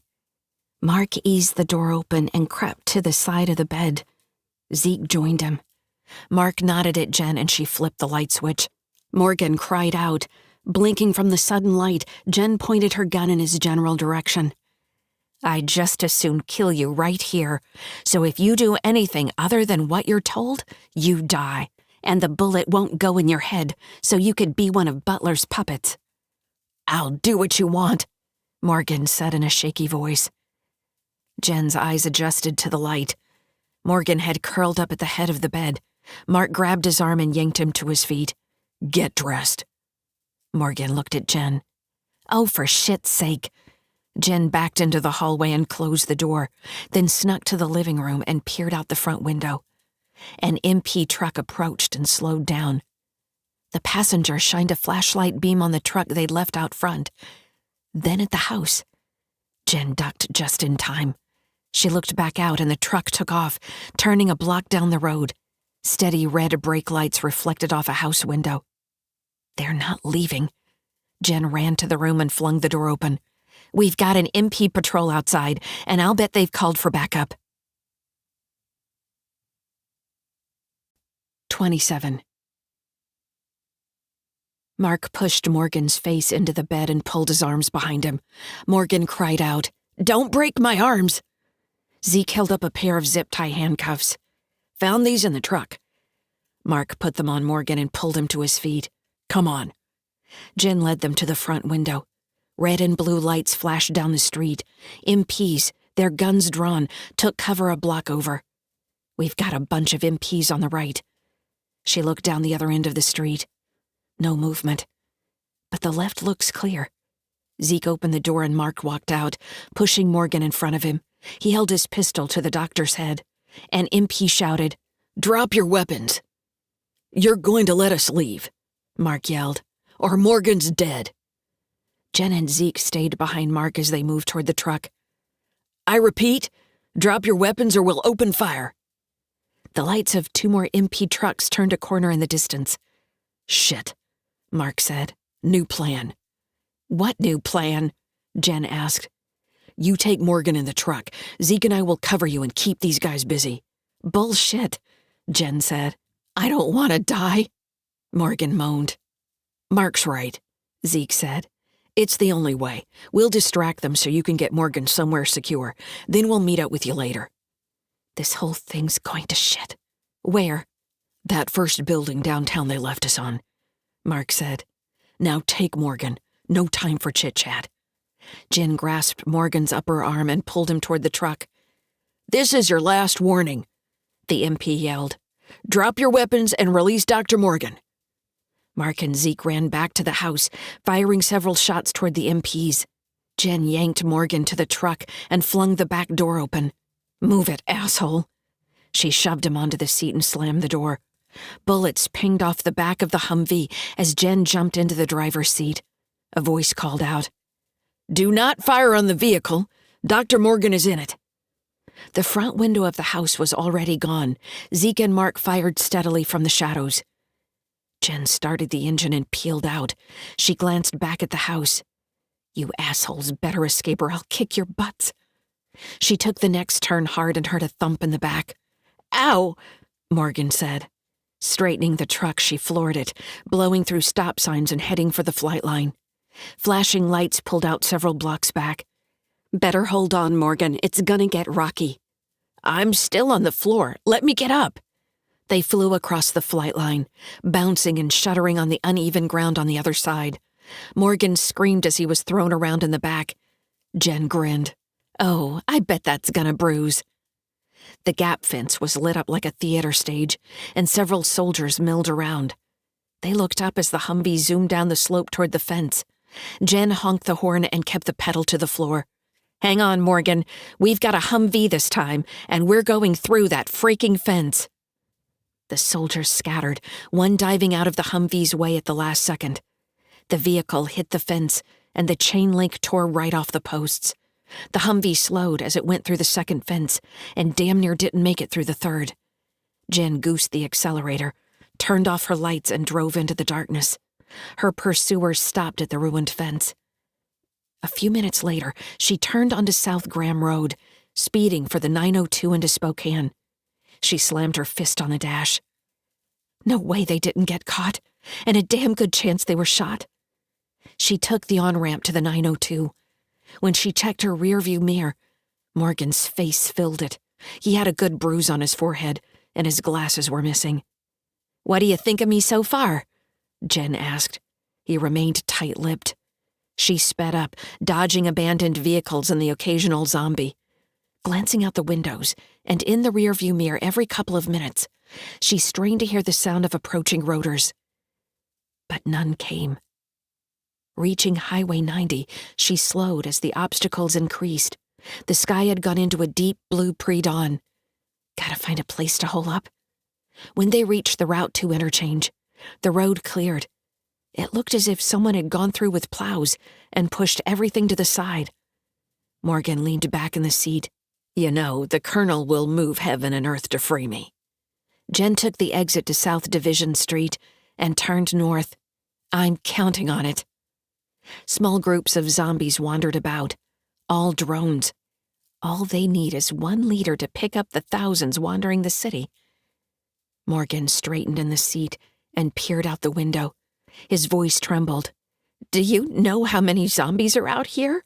You can turn a corner and be surrounded by 10,000. Jen chuckled.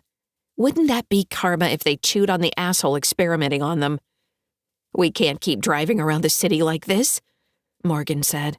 "We'll draw the wrong kind of attention." Jen stopped the Humvee. "Shush. Don't shush me." Jen drew her Beretta and pointed it at Morgan's face. "Then shut the fuck up instead." Morgan went silent. Jen turned off the engine and opened her window. Loose garbage and leaves skittered down the street in the wind. But another sound rose above it. Still in the distance, it grew louder. Helicopter. 28. Jen started the engine and threw it into gear. She knew where she wanted to hide out, and it wasn't far. They zoomed down South Division Street, barely missing an overturned van and plowing over a zombie dog that rushed in front of them. At 2nd Avenue, Jen took a sharp left and turned off her lights. She pulled up in front of a long, tall building off South Madison Street, turned off the Humvee, and hopped out with her axe in hand. The helicopter was so loud, she expected to see it hovering over her. Opening the back door, she grabbed Morgan by the upper arm and yanked him out of the vehicle.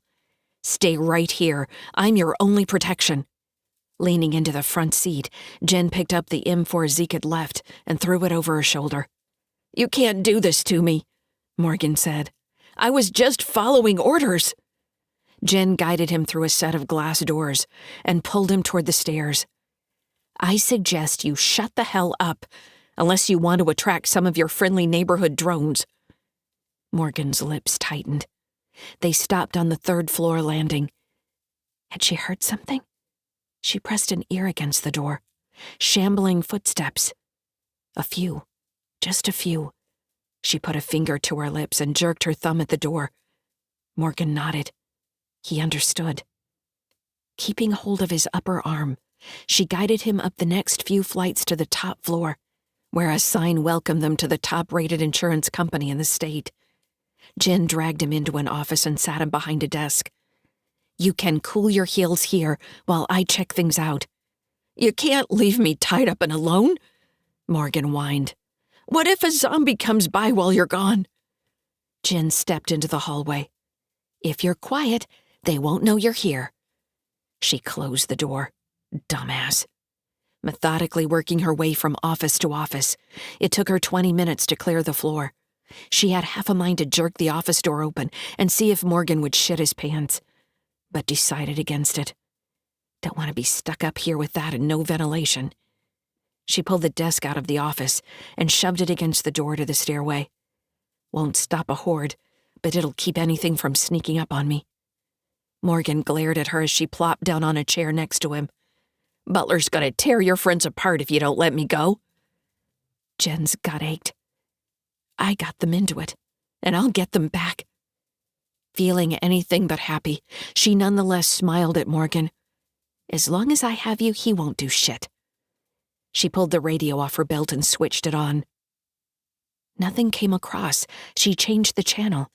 Still nothing. "What channels do they use?" Morgan slumped back in his seat and shrugged. "How the hell do I know? I need something and I pick up the phone." Jen scoffed. Asshole's as useful as a solar-powered flashlight. She continued changing the channel. A voice came from the radio on the 3rd try. "Echo 23 to base. Entering Medical Lake." Keying the mic, she said, "This is a message for Command 1. Command 1, do you read?" Silence. Then, "Base to unidentified personnel. This is a military-restricted channel. Identify yourself." "I want to talk to Command 1. "Negative. Identify yourself. You are in violation of emergency martial law orders and will be held accountable." Jen stood. "Look, asswipe, Butler's already trying to kill me, so I'm not particularly worried about some regulations. I suggest you get that excuse of a colonel on here because I have something he wants." Weaker voices came across, patrols communicating directly with each other. Then a burst of static. "Base to unidentified personnel. Switch to channel 32. 10-4, good buddy. Keep them smokies off your tail." Jen moved the dial to the new channel and listened. Nothing but light static. A clear channel? Doesn't want any of his men hearing this. She keyed the mic. "I'm here." "Seems you and I have a problem." Butler's voice seemed strained, even over the airwaves. "Yep. How about we make a trade? Give me my folks back and you get Dr. Frankenstein here." Morgan scowled at her. She kept the mic keyed and kicked him in the shin. "Ow, bitch! Get me out of here, Butler!" Jen brought the mic to her lips. "Your guy's still up and kicking. How about I talk to mine?" "Jen." "Mark? You and Zeke okay?" Yeah, listen, don't trust... Mark? Can you hear me, Mark? Butler's voice came on. She could hear the sneer in it. Your friends are fine. Where do we make the exchange? Morgan gave Jen a puzzled look as she strode from the room and down the hall. Where do we make the exchange? Butler repeated. Jen peered out a window at the end of the hall. Remember the hotel roof you dropped us off at? Yes. The hotel's roof was visible. Just a block away. Bring Mark and Zeke, and you'll get Morgan. When? How long will it take you to get here? Butler paused. An hour. Shouldn't take more than 20 minutes for him to get here. Son of a bitch is up to something. Agreed. The channel went silent. Jen turned the radio off and clipped it back to her belt. She'd set it up so Butler would land on the hotel, and she could see if he was alone, then have him fly over to the building she was in. Morgan looked up when she entered the office. So? Jen shrugged. Your boss said he'll be here in an hour. I've got plans to throw him off his game. Morgan laughed. You think you're going to outthink a soldier? Little girl, he's already 10 moves ahead of you. Jen sighed. What a dick. She turned her back to him and strolled out of the office. She'd found a snack room with a cupboard full of goodies on the other side of the floor when she'd cleared it. Her stomach growled at the thought of food. Chomping on a bag of chips, she turned the radio back on. Was Butler listening for something from her? She changed the channel back to the active one she'd first found. Still some traffic about Medical Lake. Sounded like they'd caught a significant horde and were busy clearing it out. Base to all units. Base to all units. Zulu activity increasing in Spokane. All units directed to evacuate from Spokane and back to base. Do not engage. Repeat. Return to base and do not engage. What the hell? An Apache helicopter flew overhead, heading back to base. Jen ran back to the office. Morgan looked up at her as she entered. Something on her face got his attention. What's wrong? He asked. Sun rays shot like laser beams across the room. Jen peeked through the blinds and onto the street below. It was flooded with zombies, both human and the occasional canine. They looked like ants swarming a dropped ice cream cone on a summer's day. Jen's heart raced. Where the hell'd they all come from? And so fast. The zombies froze. Jen blinked her eyes. Did that just happen? The radio squawked. Base to all military units. Stay on this channel. Base to Jen. Switch to channel 32. What the hell's your boss up to now? She turned to channel 32 and keyed the mic. Butler, you there? Have you looked onto the street lately? Butler sounded proud of himself. Bunch of zombies, same shit, different day. Oh, I think there's some different shit today, Butler said. Leader 1, disperse your troops to search the buildings for Jen Reed. You and your drones have explicit orders to kill, but not infect her. You also have explicit orders to deliver Dr. Morgan safely to me. If any of your drones fail, you will be punished. Jen chewed the edge of her lip. Is this shit for real? The zombies parted a block away, and a single figure, wearing a plastic helmet and a uniform, walked through them. So you've got a leader looking for us? Good luck with that. The uniformed figure stopped, and the zombies split into groups and poured into buildings. Butler laughed. I've got the numbers. They'll find you, and I've been thinking that I'll let the drones capture you and hold you for the leader to kill. There's something more here, something he's dying to tell me. I'll bite. What's the big surprise? Butler chuckled. I guess the leader's not close enough to make out well. But when you do meet face to face, why don't you give my regards to Corporal Grant? 29. Jen squinted and tried to make out features of the lone figure, but he disappeared into the financial building across the street. Could be Grant. Could be 100 other guys from the base. I guess you're screwed, Morgan said. Jen blinked. Grant or not, she was in the shit. She raced to the stairway door and pressed her ear against it. Dozens of footsteps echoed from below. She pushed on her blockade. It'd keep dozens back, but they'd just call for reinforcements and get through anyhow. She hiked her rifle on her shoulder and pulled Morgan from the chair. "There's no place to run," he said. She pushed him in front of her. "Move, down the hall." He shrugged and lumbered down the hallway and around the corner. She stopped him at a door with a sign that read, "Roof Access." Morgan laughed. "This is your plan? What are you going to do, jump?" She pulled his cuffed hands up, stretching the ligaments in his shoulders. He cried out, "Maybe I'm going up there to push you off. Ever think of that?" Pulling the door open, she shoved him through. "Truth is, I have no idea what I'm doing. But one thing I've learned in the last month is there are always ways out if you look for them." They reached the roof and the door slammed shut behind them. "Sit," she said. Morgan sat, cross-legged, watching her with interest, but keeping his mouth shut. Jen ran to the far corner. No roofs close enough to jump onto. She checked out each corner in turn, with the same result. I really screwed this one up. Should have made sure I had an escape route when I chose the building. Mark would have done that. Movement caught her attention. The figure in uniform walked, head down, across the roof of the financial building. It took slow, purposeful steps and stopped opposite from Jen. She walked to the edge of the roof to get a better look. It lifted its head. Grant. Grant's yellow eyes bore into hers. Without a movement or a word from him, the other buildings emptied and the zombies dashed into hers. Jen unslung the rifle from her shoulder and aimed it at Grant. He stood unmoving, but quivered in her sights as she fought to control her breathing.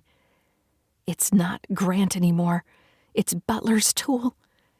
Banging came from the door. Not much time. She dropped to a knee, propping an elbow on a kneecap to steady herself. She took a deep breath, aimed, and let out half her breath. Faces flashed through her mind. Her father, Doc, Chris.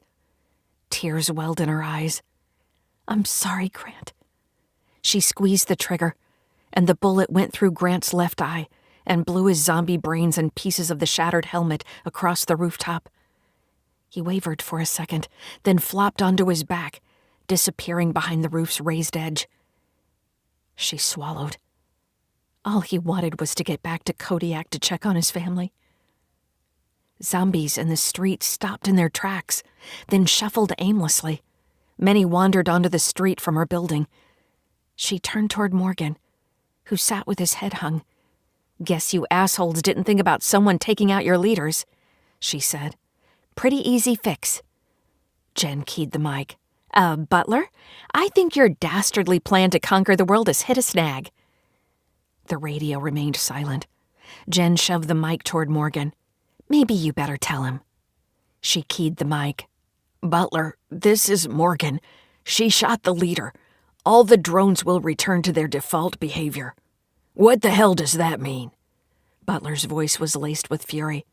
"They'll wander around until they spot a meal, or there's some other disturbance," Morgan said. Jen took the mic. "Not too smart, butthead. Should have kept your general in the rear, where he was safe." Morgan's head drooped forward.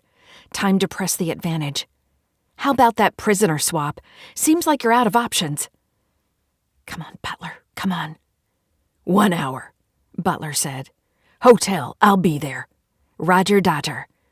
Jen switched back to the main radio channel to hear the normal chatter. She grinned at Morgan. "Let's listen in for a while." Something banged against the rooftop door.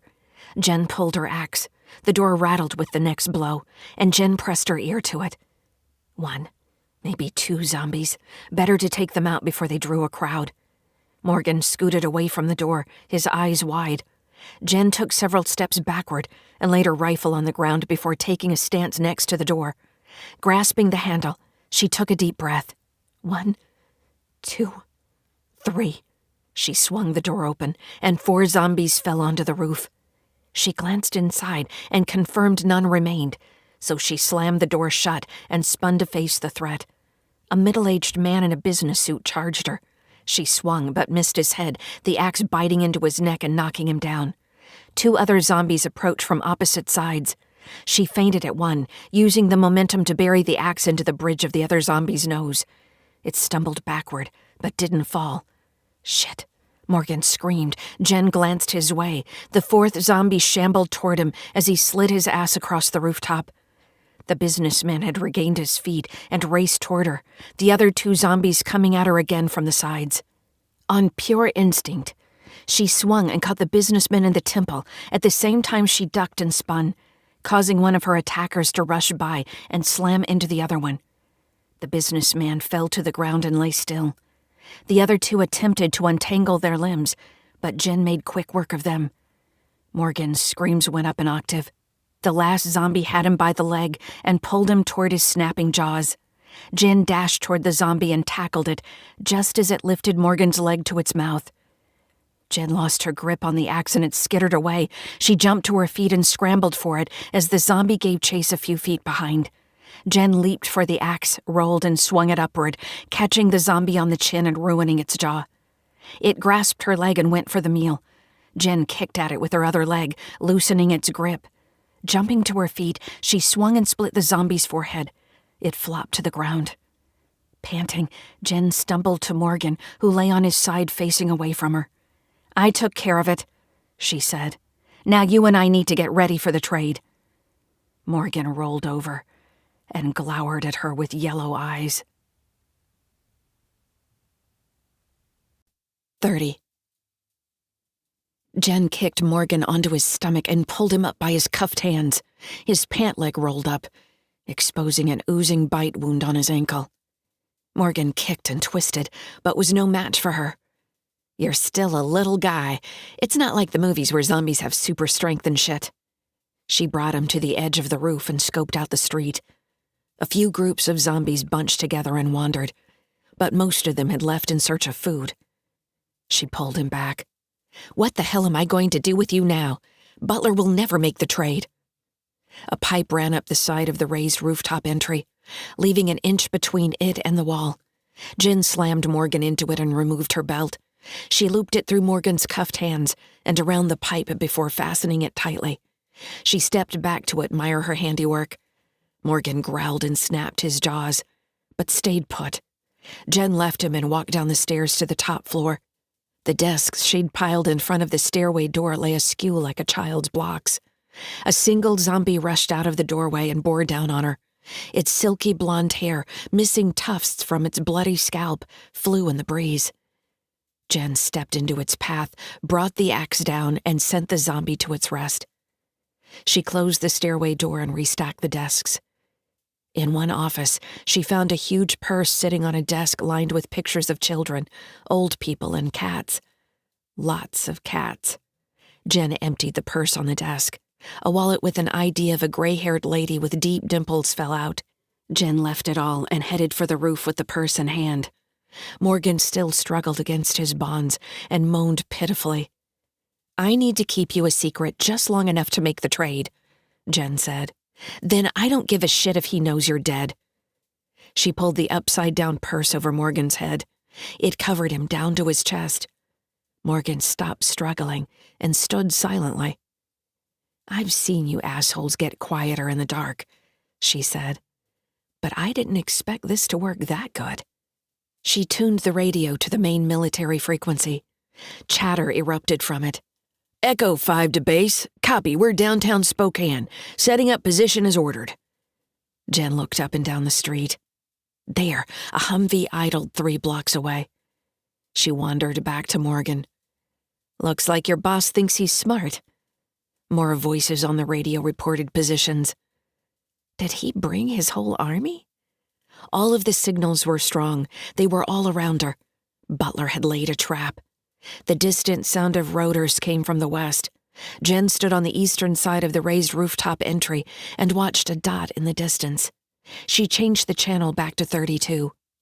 "Command 1 to Jen, do you read?" "Copy," she said. "Approaching the hotel rooftop with your friends. ETA 3 minutes. Jen checked her weapons loads and the rooftop door. Secure. She scanned the neighboring rooftops for leaders or snipers, but found no sign of either. The soft thup-thup of the rotors got louder as the helicopter grew in size. It approached the hotel building. Jen keyed her mic. 2 buildings to your right. She stepped out from cover and waved at the Blackhawk. It changed course and landed on the far side of the roof. Only the pilot was visible. He hit some switches and the rotor slowed. Jen took cover behind Morgan and aimed at the helicopter's door as it slid open. Butler climbed out, his pistol to the head of a bound and gagged Mark, the visible parts of his face crimson. Zeke jumped down next to them, his legs tied as well as his hands. Not so dumb. Zeke could probably kick the shit out of him with his hands tied. "No bullshit," she called out. "I'll put a bullet in his head if I even think you're going to pull something." Butler pushed Mark forward, and Zeke hopped next to him. "I don't need tricks. Once I get Morgan back, he'll work up another helmet. I've got plenty of leaders to send out, and I'll have 10,000 zombies out here tracking you down." Jen pressed the pistol barrel into Morgan's head. He stirred. She let off on the pressure. "Then maybe I should just take Morgan out now." Butler shrugged, then licked his lips. Son of a bitch wants me to think he doesn't give a shit, but he can't hide it. "You could do that," he said, "but I'm betting you won't. Your odds of escaping suck, but at least you have a chance if you make the exchange." "And your mad scientist is useless to you now." Jen cut Morgan's zip ties, praying that he didn't start grabbing at her. "Untie them, and we'll send them over at the same time." A knife appeared in Butler's hand. "Back up to me," he said to Zeke. Zeke hopped backward, and Butler leaned down and sawed through the ropes around his ankles, but kept his pistol pressed into Mark's back. "Don't try shit or your buddy here dies." He cut Zeke's wrists loose, and the ninja removed his gag. Butler pointed the knife to a spot 20 feet to his side. "Move your ass." Zeke sauntered over to the spot and turned back, rubbing his wrists. Of all of us up here, he's got the biggest balls. Butler freed Mark and shoved him forward. "Let's get this done."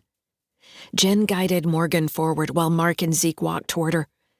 "Not you, girl." Butler pointed his pistol at Mark. "Just the hostages." Shit. What if Morgan just stands there? She released Morgan's arm and backed away. Mark and Zeke continued toward her, but Morgan didn't move. "What's wrong with him?" Butler asked. "Morgan?" "I had to sedate him," Jen said. "He was freaking out and attracting zombie attention, so I found some pills and gave him a couple." Butler stepped forward, waving his gun at her. "All of you, get back!" Jen nodded at Mark and Zeke, and they moved back to the rooftop door.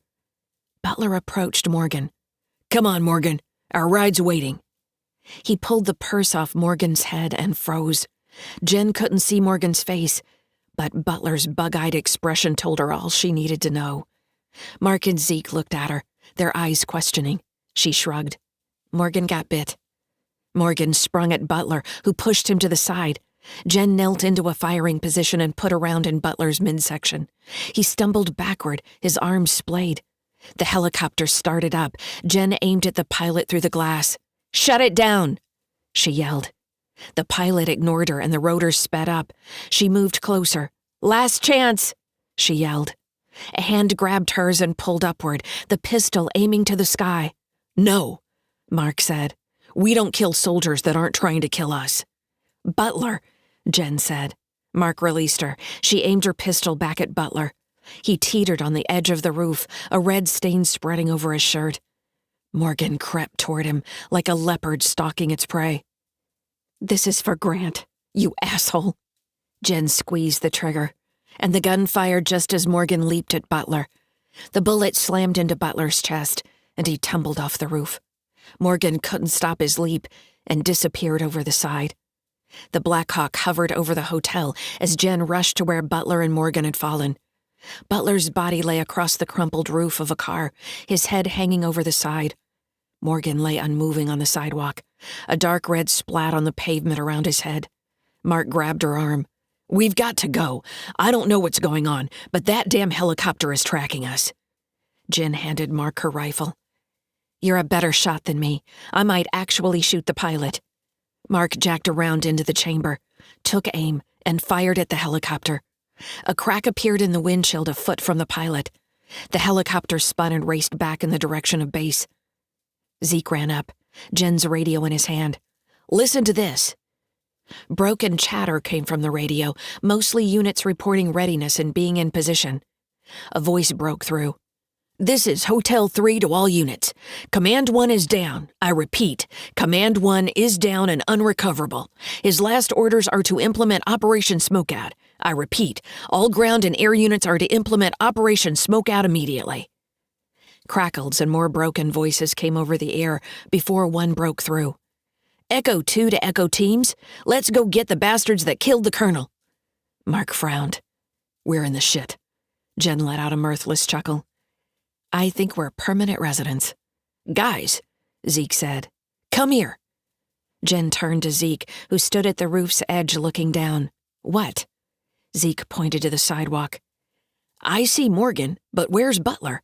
Jen squinted at the empty indent in the car's roof. "Are you shitting me?" 31.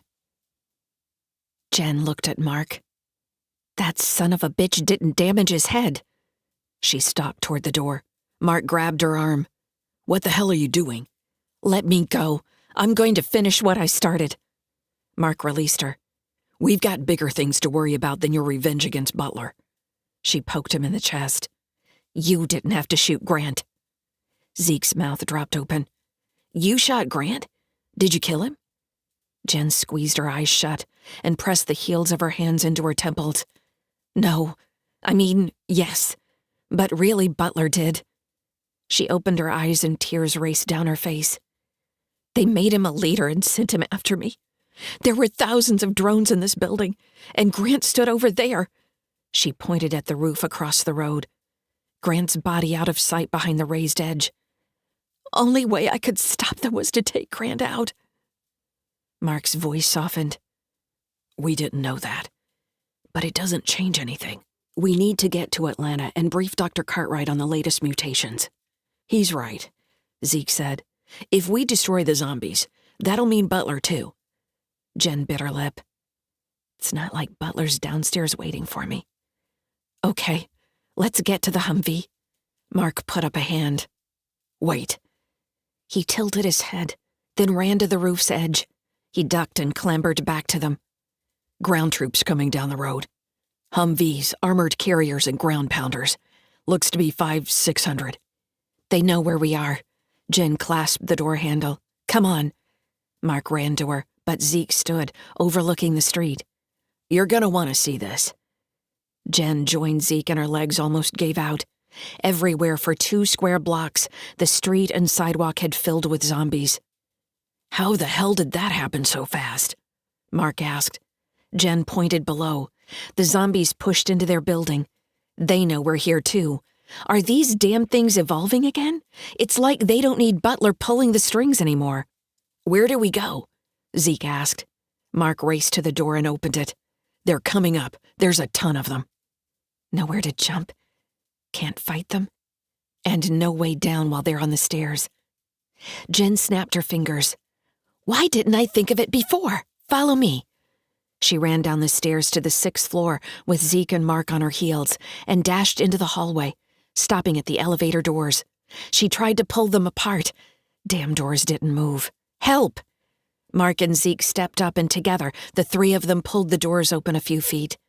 Jen turned on her flashlight and shined it down the shaft. The top of the elevator sat 3 floors below.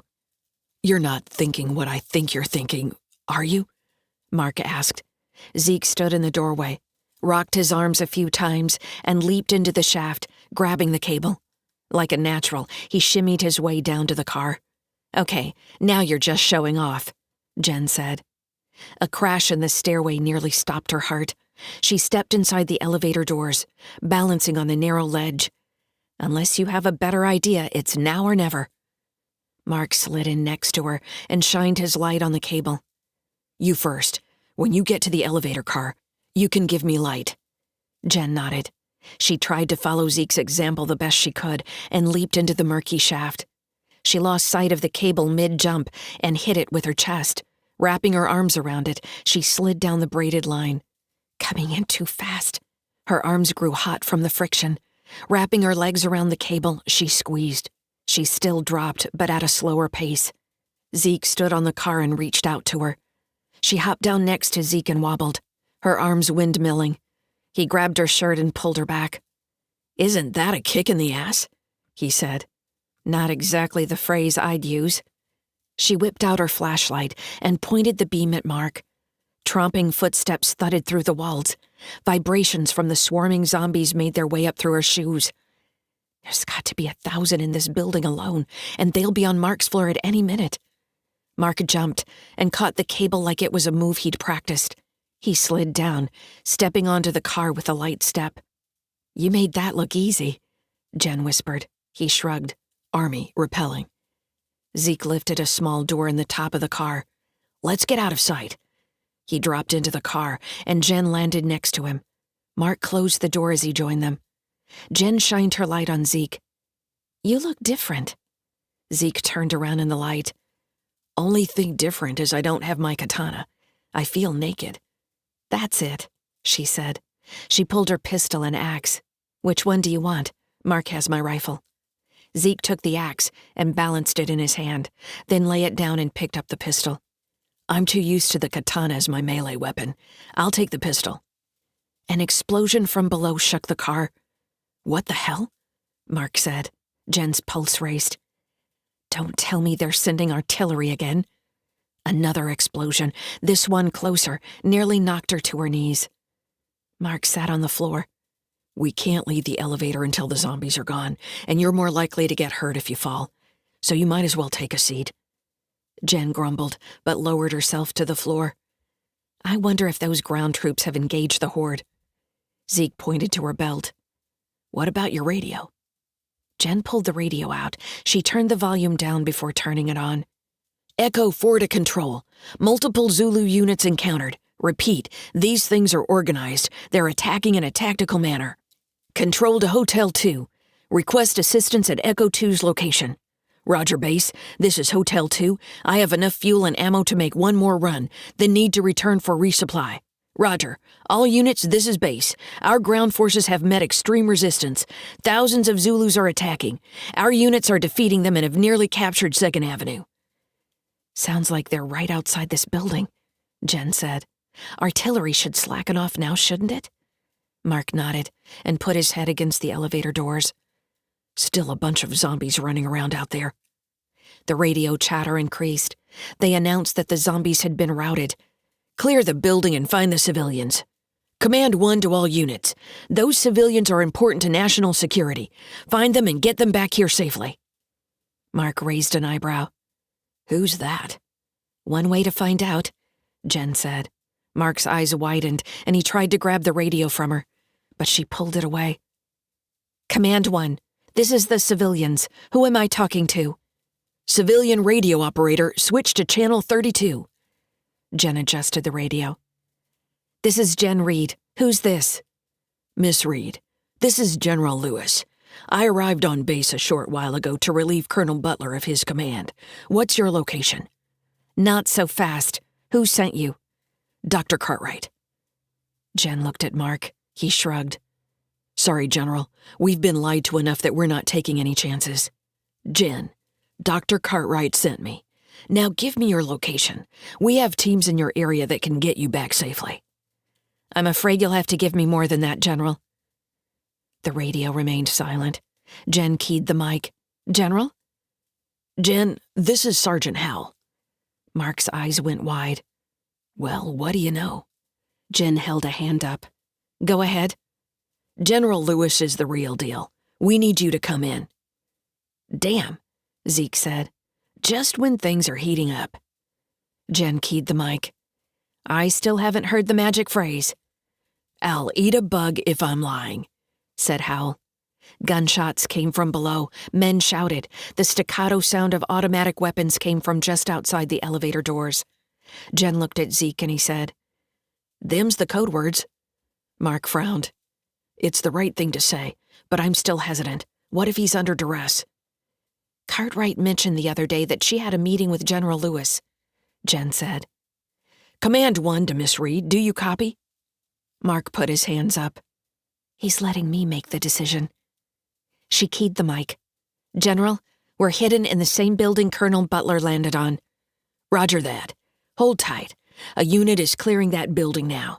I'll contact you when it's safe." 20 minutes later, footsteps tromped up and down the hall. Voices murmured. "Command 1 to Jen Reed. Your building is secure. What's your location?" "Here goes nothing. Elevator. 3rd floor." She switched the radio back to the default channel just in time to hear Lewis. "Command 1 to Echo 3. Echo 3 here. Roger, Echo 3.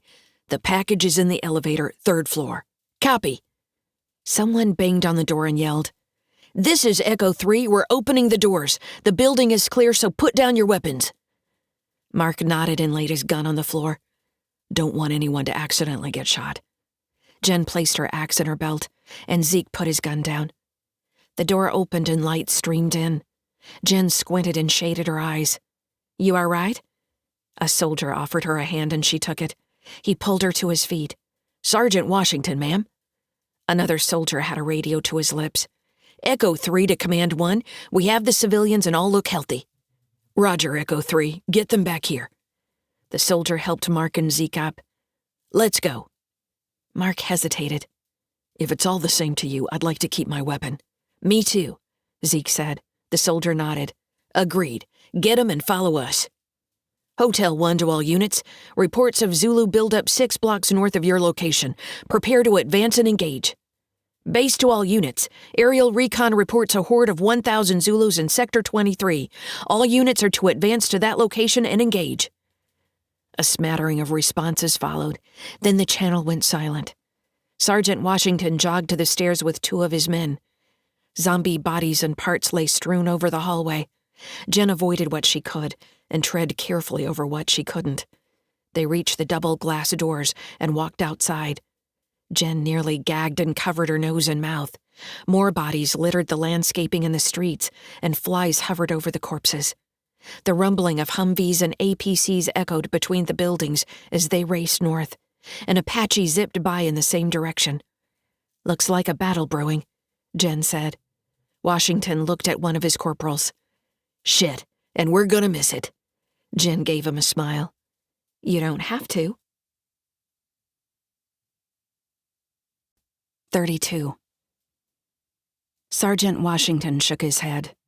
"No motherfucking way. I have my orders, and from a damn general." "Your buddies need you," Mark said. "I was Army. I know how that feels. We'll just drive the Humvee we took back to the base, and you can join the battle." The corporal stepped next to Sergeant Washington. "Come on, Wash. The way back's clear. We all just came that way. If any of my friends get wasted out there, I won't be able to handle it if I didn't at least try to help." Another corporal nodded. "Same here, Wash. Besides, what's this general know? Probably been a pencil pusher his whole career." Sergeant Washington glared at Jen from under a lowered brow. "We have our orders." "You're absolutely right, Sergeant." Mark pointed to the Humvee Jen had escaped in the night before. "But we should drive this back out. You can cover our rear, it's safer." "Safer? How?" "If one of the vehicles goes Tango uniform, then we have another. It also gives us 2 mounted M60s instead of 1. Washington scratched his neck. "Then one of my crew will drive it." "Not a good idea," Mark said. "You need your team to stay as one cohesive unit. I can drive it. Spent a lot of time doing that a few years back in the sandbox." "And if you take off on us, my ass is grass." Mark stuck out his hand. "From one soldier to another. You have my word we won't." Washington squinted. "I will kick your ass if you fuck me over. I'd expect nothing less." "All right," Washington said. "Mount up, everyone." The radio came to life. "Echo 14 to Control. Request immediate assistance in Sector 23. We underestimated the enemy's strength and are trapped between hordes." Washington put his hand up. "Wait a second. Control to Hotel 1. Proceed to Sector 23 and relay sitrep. Hotel 1 to Control, already at location. Situation is grim. 4 hordes of 2,000 Zulus and up are attacking Sector 23 from different directions. Multiple friendly units are engaging but have no way to retreat. Roger. All units attack Sector 23 from the south. Make a hole and get those units free." Mark pounded his fist on the Humvee's hood. "They're throwing everything they have at them. They could lose all of their ground forces." It almost sounds like a trap, Zeke said. Jen's eyes went wide. Shit, I think you're right. She jumped into the Humvee and keyed the mic. Control, order a full retreat. What the hell are you doing? Washington ran to Jen. Are you crazy, woman? Control to unauthorized transmission, stand down. You're interfering with national security operations. No, Jen yelled into the mic. The buildup of zombies is a trap. Echo 2 to Control. We're attacking the enemy's southern flank, but there's a massive movement on our flank. Large numbers of combatants are pouring out of an underground garage and attacking our rear. Command 1 to all ground units. Retreat, I say again. Retreat to highway. All air units provide cover. Zeke tilted his head. Something coming. Jen strained to listen and picked up the first rumblings of engines. Several Humvees and APCs zoomed past them. Let's get the fuck out of here, Washington yelled. You people head for the highway and stay with our units until we get there. We'll cover your asses. Mark jumped into the driver's seat and started the vehicle. Zeke hopped into the back, behind Jen's seat. Mark crushed the accelerator. Damn it, wish we had the acceleration of the truck right now. They turned onto South Division Street and headed for the highway. Washington's crew were 100 feet behind. If those other units passed us that fast, Jen said, the horde can't be far behind. Washington's Humvee drove up their ass. Jen glanced back and Washington waved at them to go faster. Movement farther back caught her eye. Oh my God. A tidal wave of zombies chased them from a few blocks back. The mass of silent monsters ran at full tilt, filling the street, sidewalks, everything. Mark had slowed to weave around stalled cars. No slowing down for anything, he said. The engine growled and he sped up. The on-ramp's there. Jen pointed ahead. Mark screeched onto the ramp. The surviving Humvees and APCs had parked in the middle of the road. Soldiers lined the guardrail, their guns aimed to the north. Mark pulled beside an APC and stopped. They climbed out of the Humvee and grouped at the guardrail. Washington pulled up next to them. Get back in your vehicle and stay with us. We're going back to base. A lieutenant approached them. Sergeant, I just spoke with Command 1 on an alternate channel. The civilians are to stay here until this whole convoy goes back to base. Yes, sir, Washington said. Where do you want us to set up? Take your unit to our right flank. There's indication of enemy forces gathering in that direction. But, sir, we're supposed to stay with the civilians. We'll take over that responsibility. The lieutenant banged a fist against the side of the Humvee. Now go. Without another word, Washington's crew sped off to the other end of the line. The lieutenant pointed at Mark. You people stay here until and unless you hear different from me. Yes, Lieutenant, Mark said. The lieutenant strode off. Hotel 2 to all units, prepare to engage. Jen put a hand out to Zeke. Give me the rifle. He handed it over. What am I going to use? Jen pointed at the M60 atop their Humvee. Zeke's mouth dropped. Jen, I love you. He scampered off to the vehicle. Jen and Mark knelt behind the guardrail and aimed north. An Apache swooped overhead and back toward base. Rumbling came from between the buildings in the distance. It reminded Jen of the sounds in a bowling alley. Waves of undead pulsed down the road 4 blocks away. Jen's heart thudded. She looked from the thousands in the horde to the hundreds of defenders on the highway. This is going to be a slaughter. Dozens of radios were on, the voices echoing across them. Echo 1 to Alpha 2, dial into Sector 12 and open fire. A deafening boom, like a roll of thunder, came from somewhere in the distance behind Jen. The horde saw their prey. They surged forward, and a whistling came from overhead. The city exploded, the concussion knocking Jen onto her ass. She crawled to her knees and slapped her hands over her ears. Oranges, yellows, and reds burned into her retinas.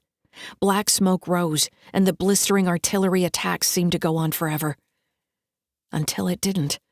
Buildings were flattened, and others stood in ruins, their remains ablaze. Thick black smoke curled into the sky. Jen glanced back. Zeke raised his hands in victory, yelling something she couldn't hear. He stopped, his eyes widening, and pointed into the city. Jen turned back around. The black smoke had parted, and thousands more figures poured through it and toward the highway.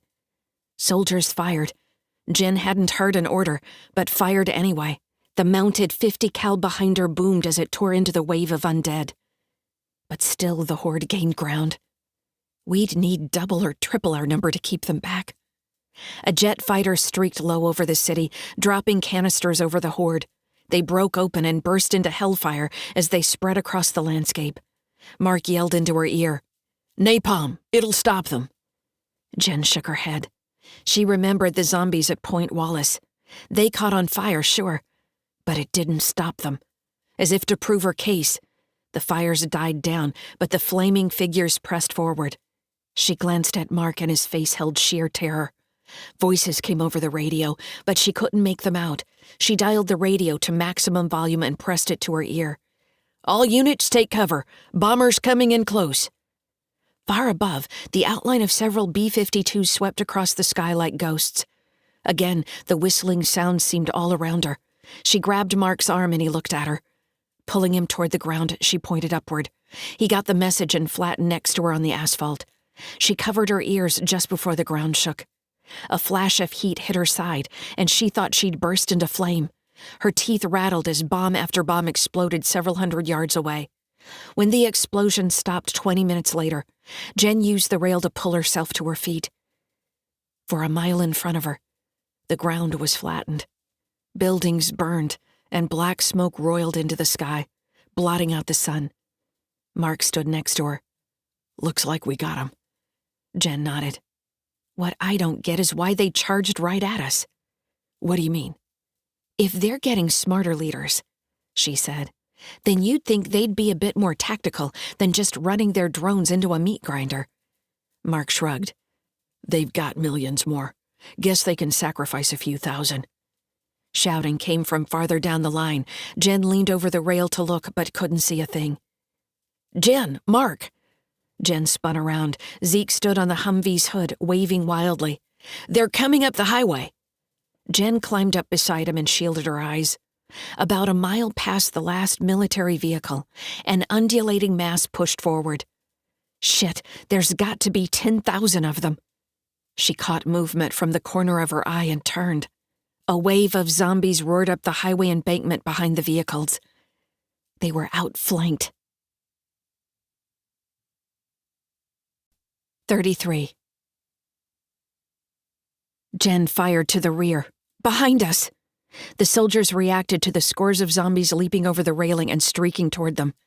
Zeke jumped into the gunner position and let off 3-round bursts from the M60. One zombie went down, its head a stump on its shoulders, and another fell to the side as its knees were blown out. "Echo 2 to Alpha 1, concentrate fire 20 yards south of our position and fire for effect." Mark pulled Jen behind a Humvee. "This is going to be harsh."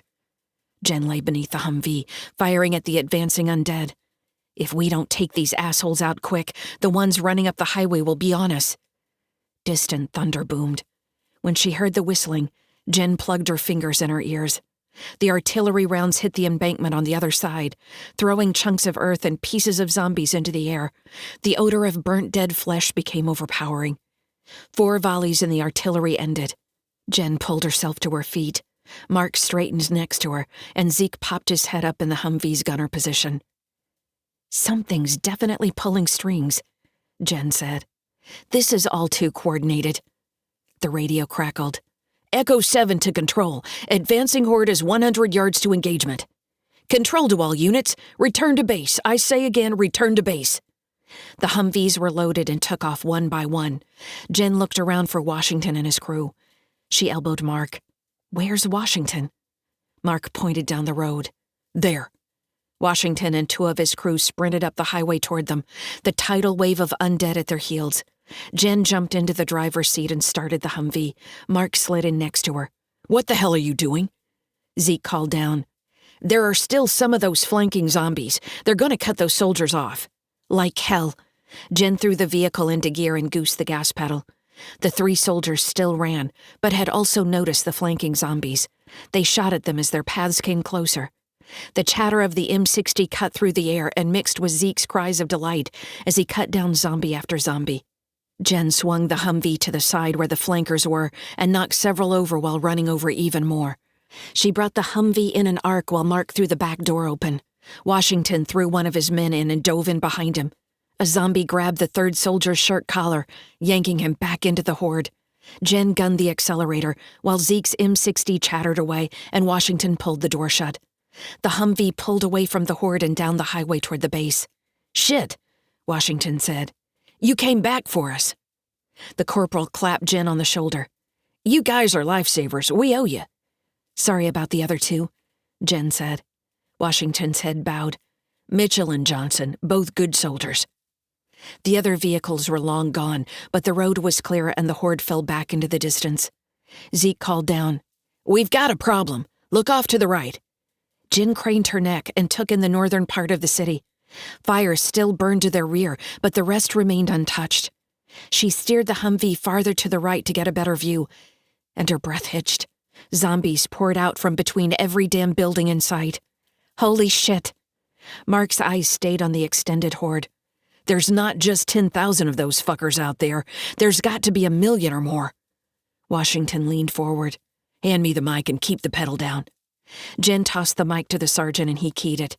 "Echo 3 to base. We're bringing up the rear on the retreat, and there's a huge horde coming in from the north. Estimated number is in the millions." "Command 1 to Echo 3. This is General Lewis. Confirm the number." "Yes, sir.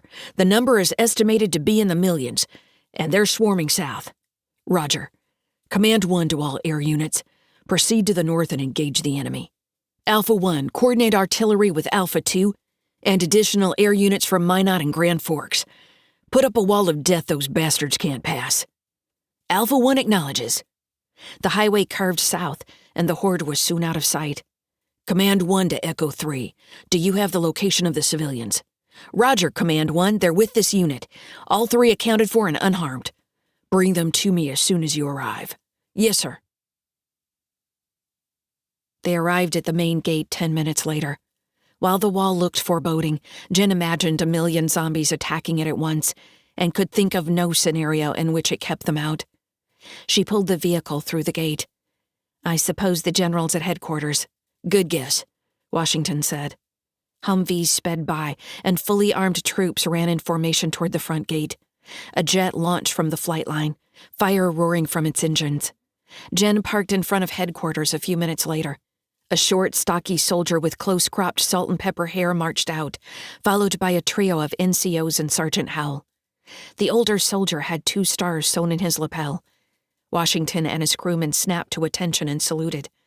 "Echo 3 reporting mission accomplished, sir." General Lewis popped a salute back and stopped in front of Jen. "Dr. Cartwright seems to think you're essential to the war effort." "I'm not sure about that," Jen said. "She sent me a 2-star general. If I was that important, wouldn't she have sent someone with a 5-star rating instead of 2? Lewis stared at her while the NCOs behind him turned various shades of red. All except Howell, who struggled to keep a straight face. "Cartwright warned me about you. She was spot on. Follow me." He flashed a grin, then turned and marched into the building. Jen winked at Mark as they followed the general. The general led them to the conference room. One of the NCOs turned on the video conference system. "Guess it wasn't too screwed up if they got it fixed already," Zeke said.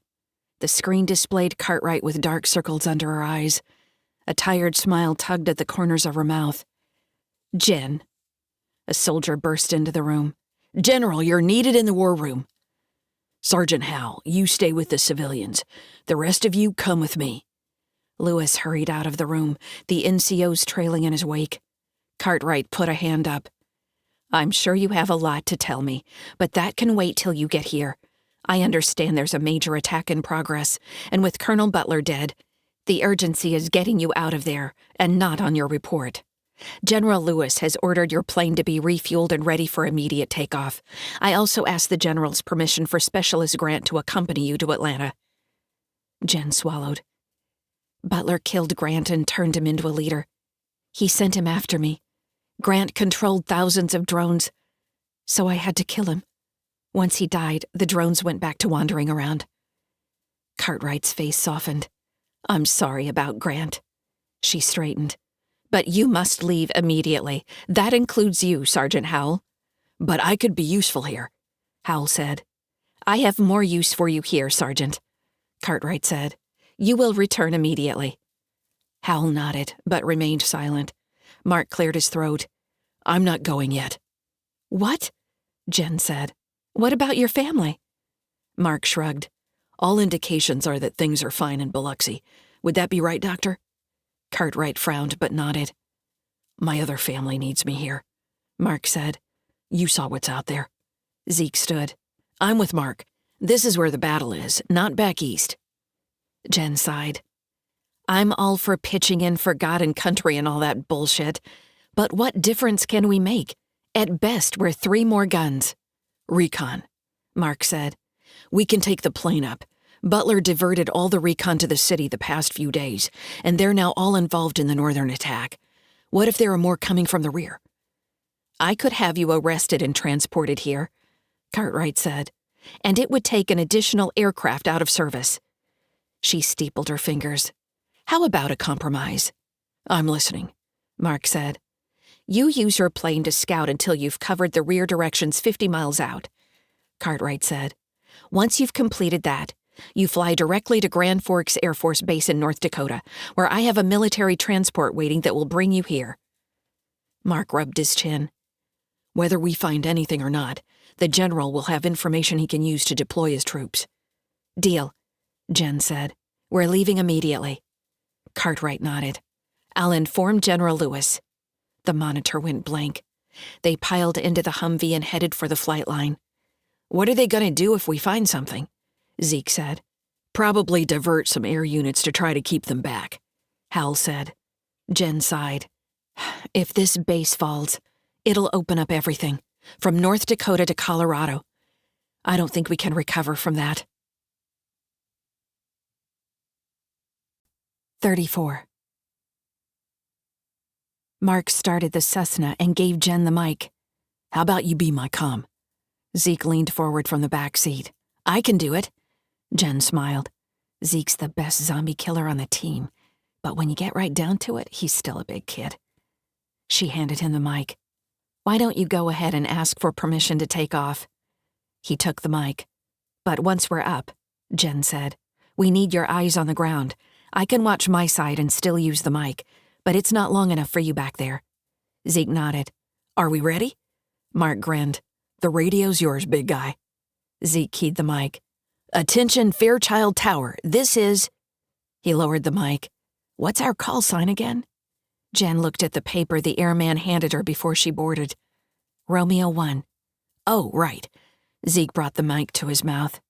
Fairchild Tower, this is Romeo 1 requesting permission to take off, good buddy. He released the key. How was that? I think you could have left the good buddy part off, Hal said. Mark fiddled with the radio dial. No answer. I forgot about this crappy radio. He glanced back at Zeke. Try again. Fairchild Tower, this is Romeo 1 requesting permission for takeoff. Romeo 1, you have permission for takeoff. Zeke grinned and handed the mic to Jen. Not bad, huh? Mark engaged the throttle. You could do it for a living. Mark guided the plane onto the end of the runway and increased the speed. Other aircraft and buildings sped by in a blur, and the Cessna lifted into the air, flying over the wall. Jen pressed against the window. They're finally working on that gap in the wall. Butler had the combat engineers out looking for you instead of finishing their job, Hal said. He put the whole base in jeopardy. Mark craned his neck to get a look. They're moving fast. The wall's as high as the men working on it. The plane banked to the right and climbed higher. Black smoke hung over the base, and as far north as Jen could see. It looked like it cleared farther south, with a layer of big fluffy clouds blocking the sun. The radio crackled. Romeo, status, by General Lewis's order. Jen keyed the mic. Fairchild Tower, this is Romeo 1. Please repeat, you're breaking up. Status update before... Lewis. Damn it, Jen said. This radio's still a piece of shit. The plane headed due south. Jen watched Medical Lake pass by beneath them. Looks pretty clear on my side. Zeke? Same here. Jen tried the radio again. Romeo 1 to Fairchild Tower, do you read?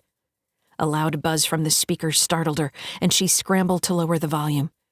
Zeke stretched his arms. This is kind of boring. I'd rather be down on the ground killing more zombies. Hal had his face pressed to the window. I see a couple zombies below. What about your side, Zeke? Zeke quieted and peered out his window. What's the first waypoint again? Mark asked. Jen consulted the paper. St. John, 45 miles south of base. Should be just a ways ahead, Mark said. Keep your eyes peeled for any hordes. Jen studied the green and brown landscape beneath her. I've got a horde of about 50 heading south and another couple of onesies and twosies going in different directions. I've got less than that, Zeke said. Maybe 20 in all. So far, so good, Hal said. No major buildups. Mark pointed ahead at a small town coming up. Must be St. John. They flew over it. Nothing here, Zeke said. Jen looked at Mark and shook her head. Same. On to Ritzville. Mark banked the plane to the right. Jen put the mic to her mouth. Romeo 1 to Fairchild, do you read? This is Fairchild Tower. Command 1 is requesting your sit rep, Romeo 1. Roger. Have reached St. John with minimal enemy activity. Now proceeding to Ritzville. Roger, Romeo 1. Be advised to stay clear of our airspace on your way to Grand Forks. Increased contact with enemy forces in the area has required artillery and air support. Repeat, stay out of the theater of operations. Roger, Fairchild Tower. Romeo 1 out. Hal whistled. There must be a ton of ordnance dropping there. Damn, Zeke said. Where did all those freaking northern zombies come from? Maybe they're from Canada, Mark said. I don't remember anyone saying what was going on up there. Canadian zombies, Jen said. Great. At least they'll be polite while they're gnawing your face off. Zeke sat back in his seat. This is a waste of time. There's nothing out here. They're all coming from up north. Keep your eyes on the ground, Mark snapped. Jen raised an eyebrow at him and he sighed. Sorry, Zeke. Didn't mean it that way. But what you're doing is important. If we can clear the other directions, they can fully commit troops to the zombies coming from the north. And if anything is coming from the south, Jen said, they need to know now. A goofy smile spread across Zeke's face. No worries. You can count on me. Jen noted 10 different small hordes heading northwest. So far, I've seen a total of a few hundred since St. John, but they're all heading northwest, away from the base. Mark cracked his neck. Coming up on Ritzville, let Fairchild know. What's our next waypoint? Jen asked. Fort Spokane. Romeo 1 to Fairchild Tower, do you read? The speakers let out a slight crackle and nothing else. Jen tried again. Fairchild Tower, this is Romeo 1, do you read? A burst of static. Then nothing. Jen slapped the dash. So are they not hearing us? Or are we not hearing their reply? Mark banked the plane. Give them the report. Hopefully they'll hear it. Romeo 1 to Fairchild Tower. Be advised we're not hearing you. Our sit rep is once again minimal enemy activity to Ritzville. Now proceeding to last waypoint at Fort Spokane. The speakers remained silent. Jen slammed the mic into its holder. Let's just get this shit done and head to Grand Forks. Mark straightened. Hey, I think I see something ahead. Jen leaned against the dash and peered out the window. A shadow spread across the land that reminded her of bees swarming a hive. Or more like hornets. They approached the area. I see it out this side too, Zeke said. What the heck is it? Oh my God, Hal said. I hope it isn't what I think it is. Jen looked out her window. Mark, bring us down. How low? As low as it takes to make this out. The plane's nose dipped and dropped closer to the ground before leveling off. How about now? Mark asked. Can you circle here? Jen asked. Got it. The plane banked. No longer a blur flashing by, the mass came into perfect focus. Jen gasped. Zombies. Millions of them, and they're heading straight for Fairchild. 35. Jen snatched the mic from its holder. Please work. Romeo 1 to Fairchild Tower. This is an emergency. Do you read? Nothing. Romeo 1 to Fairchild Tower. There's a huge horde heading your way from the west. Do you read? They're coming from the southwest, too, Zeke said. Look. Jen peered out the window. The darkness flooded the land as far as she could see. Oh, my God. And those things are running at full tilt, Mark said. He righted the plane and increased the throttle. We've got to go back to Fairchild and warn them, Hal said. Mark nodded. Heading back at full speed. Jen brought the mic to her lips. Romeo 1 to Fairchild Tower. There are millions of zombies moving quickly to your location from the west and southwest. She turned to Mark. They're going to hit the wall at the break. They only have that thing up to 6 feet or so. This horde will wash over it. And if they haven't heard your transmissions, Mark said, Fairchild won't have a chance to reinforce that portion of the wall. Zeke whistled. It's like they're doing it on purpose. What? Hal asked. The attack from the north is drawing all the firepower there, while this larger group moves in from behind. Me and my gaming group did the same thing on this crazy map. Romeo 1 to Fairchild Tower, do you read? A crackle came from the speaker and Jen threw the mic to the floor. How much longer? Mark hunched over the wheel, biting his lower lip. Look ahead. Jen peered out the front window. They were only a couple of miles from the base. Hal looked down. We're just clearing the leading edge of that horde. There won't be a lot of time once we land. Mark shook his head. I don't know what the hell they can do to plug that hole. If they divert the artillery and air units to the southwest, they might keep the horde from breaching the gap. But then the northern approach is open. The general's a smart guy, Hal said. I don't know if it'll matter, but the base is in the best hands available. The plane slowed and the nose dipped. I'm not cleared for landing, so I'm going to buzz the tower to get their attention. Then we're going in. A Black Hawk lifted off from the runway and flew north. Several bombers streaked high overhead. The Cessna zipped by the tower, causing several of the air traffic controllers to duck. I think we have their attention, Mark said. Mark took the plane in a wide turn, then straightened for the runway. He lowered the flaps and decreased speed. The runway came up to meet them, and the plane bounced once, twice, then settled. Emergency vehicles, their lights flashing, sped toward them. Don't stop, Jen said. Get us to our parking spot. We can jump in the truck and get to HQ faster. Mark pulled up near the pumps and cut the engine. Without waiting for the props to stop, they hopped out of the plane and ran to the truck. A maintenance crew member looked at them curiously. Jen pointed at him. Get the plane refueled quickly. We're under orders from General Lewis. The crewman nodded and ran off. Hal hopped into the driver's seat and started the truck. The others boarded, and the tires left rubber on the tarmac as they tore down the road. A fire truck roared down the runway and stopped at the Cessna. The MP vehicle made a sharp turn and chased the truck. Heavy vehicle and troop traffic forced Hal to slow and stop for others. The MP truck pulled up behind and they got out. But the traffic cleared and Hal sped off, causing the MPs to scramble back into their truck and give chase. The truck arrived at HQ with a screech. Hal threw the truck into park. Jen jumped out just as the MP vehicle pulled up. Halt! A bearish-looking MP said, his pistol aimed at her. Jen ignored him and ran into the building. The MP chased after her, but Hal tackled him into a wall, knocking the air out of him. Mark disarmed the second MP and followed Jen. She burst into Lewis's office. Surrounded by soldiers in full combat gear, he looked up from his desk. Where the hell have you been? We haven't heard from you since Ritzville. Hal burst in. Jen leaned on the general's desk, panting. Radio problems. Huge horde coming from the south and west. Millions of them. The northern attack is a diversion. They're heading here at full tilt, sir, Hal said. Lewis stood.